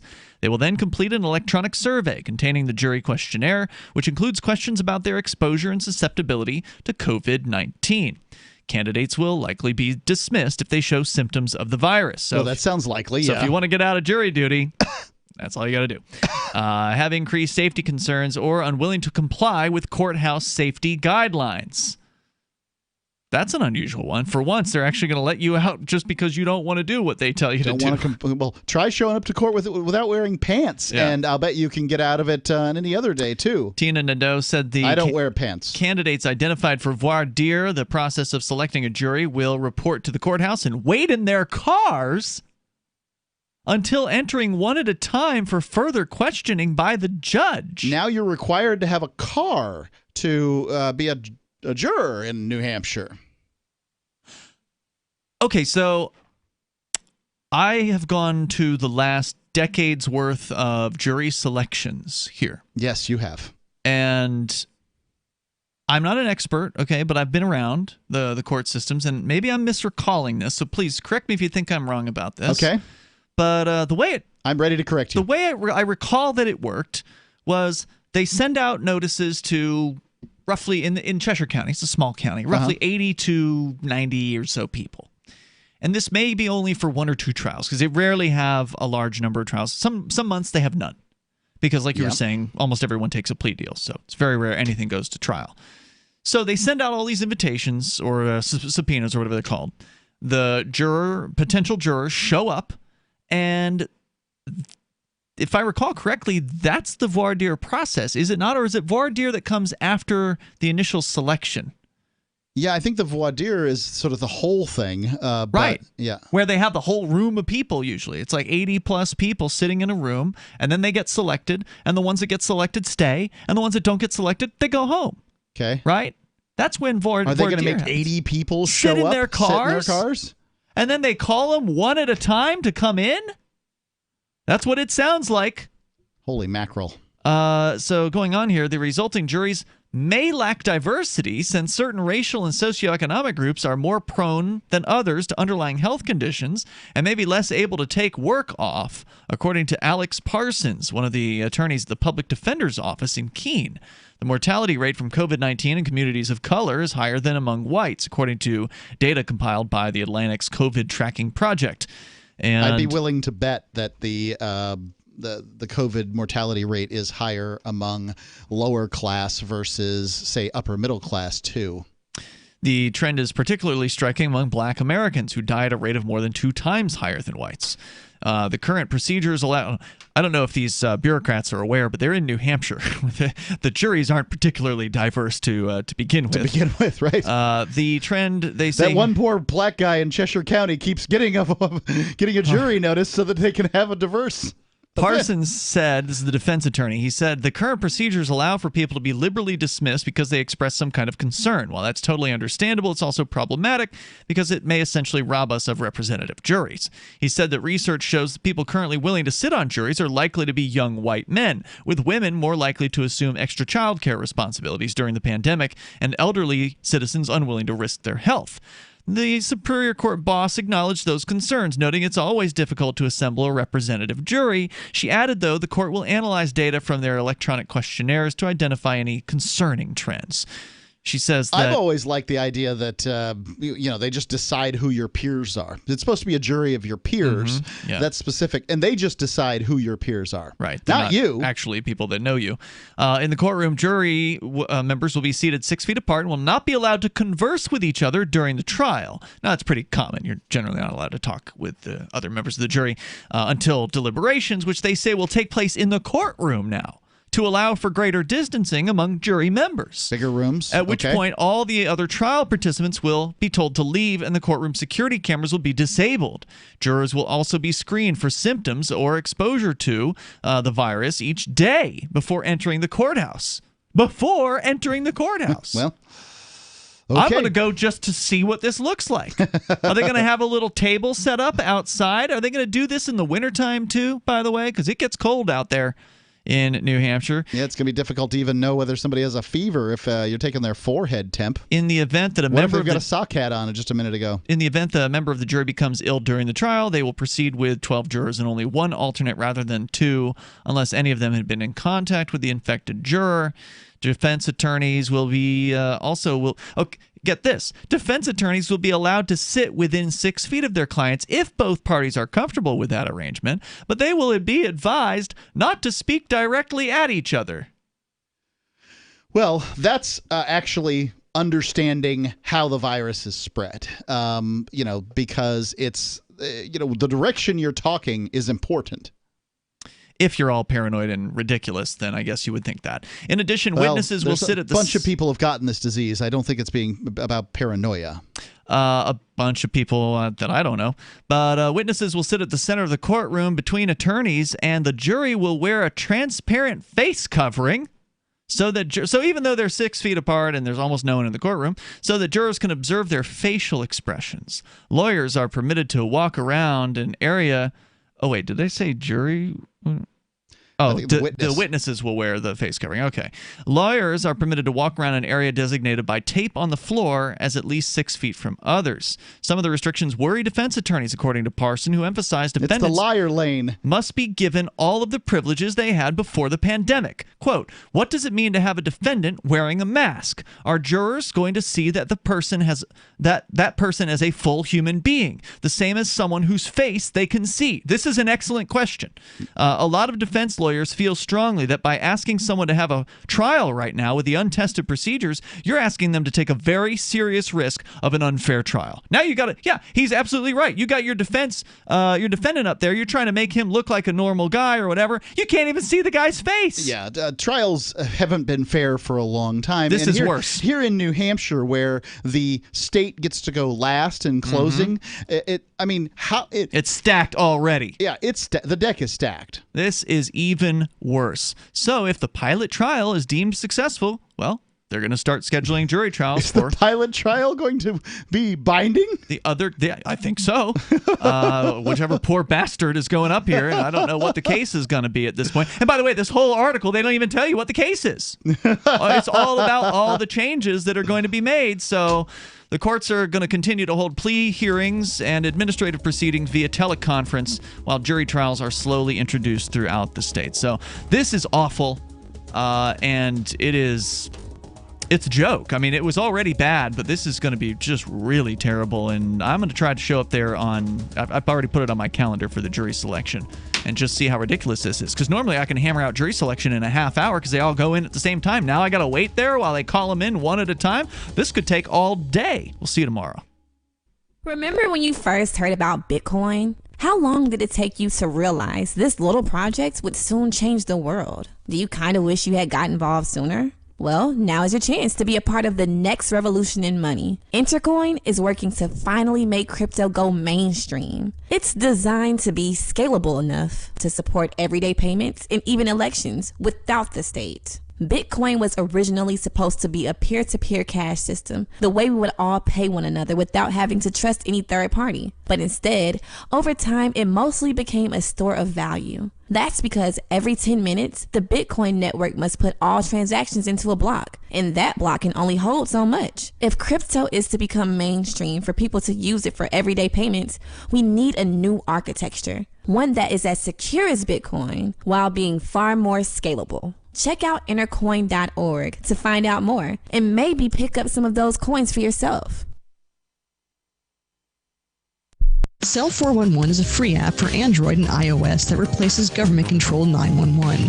Cell 411 allows you to preset a group of friends or private organizations to show up at any emergency. Cell 411 is a nightmare for the state because it proves their so-called services aren't needed. Cell 411 has had thousands of installs, and of course it's covered by the BIPCOT no government license. Cell 411 because your friends won't shoot you when you're in trouble. Without the government, who would build the emergency services? You and Cell 411. Get it today at getcell411.com. LRN.FM now has a Discord. Discord is a free text and voice chat platform, and we now have our own server with a bunch of channels at discord.lrn.fm. You can join other listeners as they chat about various things during our live shows, or anytime, day or night. Discord software is available cross-platform, so you can have it on whatever device you want and take your chats anywhere. Join our Discord at discord.lrn.fm. That's discord.lrn.fm. The latest episode of Declare Your Independence with Ernest Hancock is next after the news on the Liberty Radio Network at LRN.FM. Doubling down. I'm Lisa Lacera, Fox News. President Trump again tweeting about the upcoming election, saying the results must be known on election night, after earlier today suggesting election day should be postponed, something Senate Majority Leader Mitch McConnell said is not going to happen. Well, never in the history of the country, through wars, depressions, and the Civil War, have we ever not had a federally scheduled election on time. And we'll find a way to do that again this November 3rd. McConnell speaking to WNKY in Bowling Green, Kentucky. The president does not have the authority to move Election Day. It's set by federal law. Just a few moments ago, President Trump saying America grieves for all the 150,000 Americans who have died from what he called the invisible enemy, saying we mourn their loss and we're working to contain what he called this horrible plague. Earlier this afternoon, the president made a stop at the Red Cross headquarters asking for help from those who have recovered from COVID-19. If you've had the virus, if you donate, it would be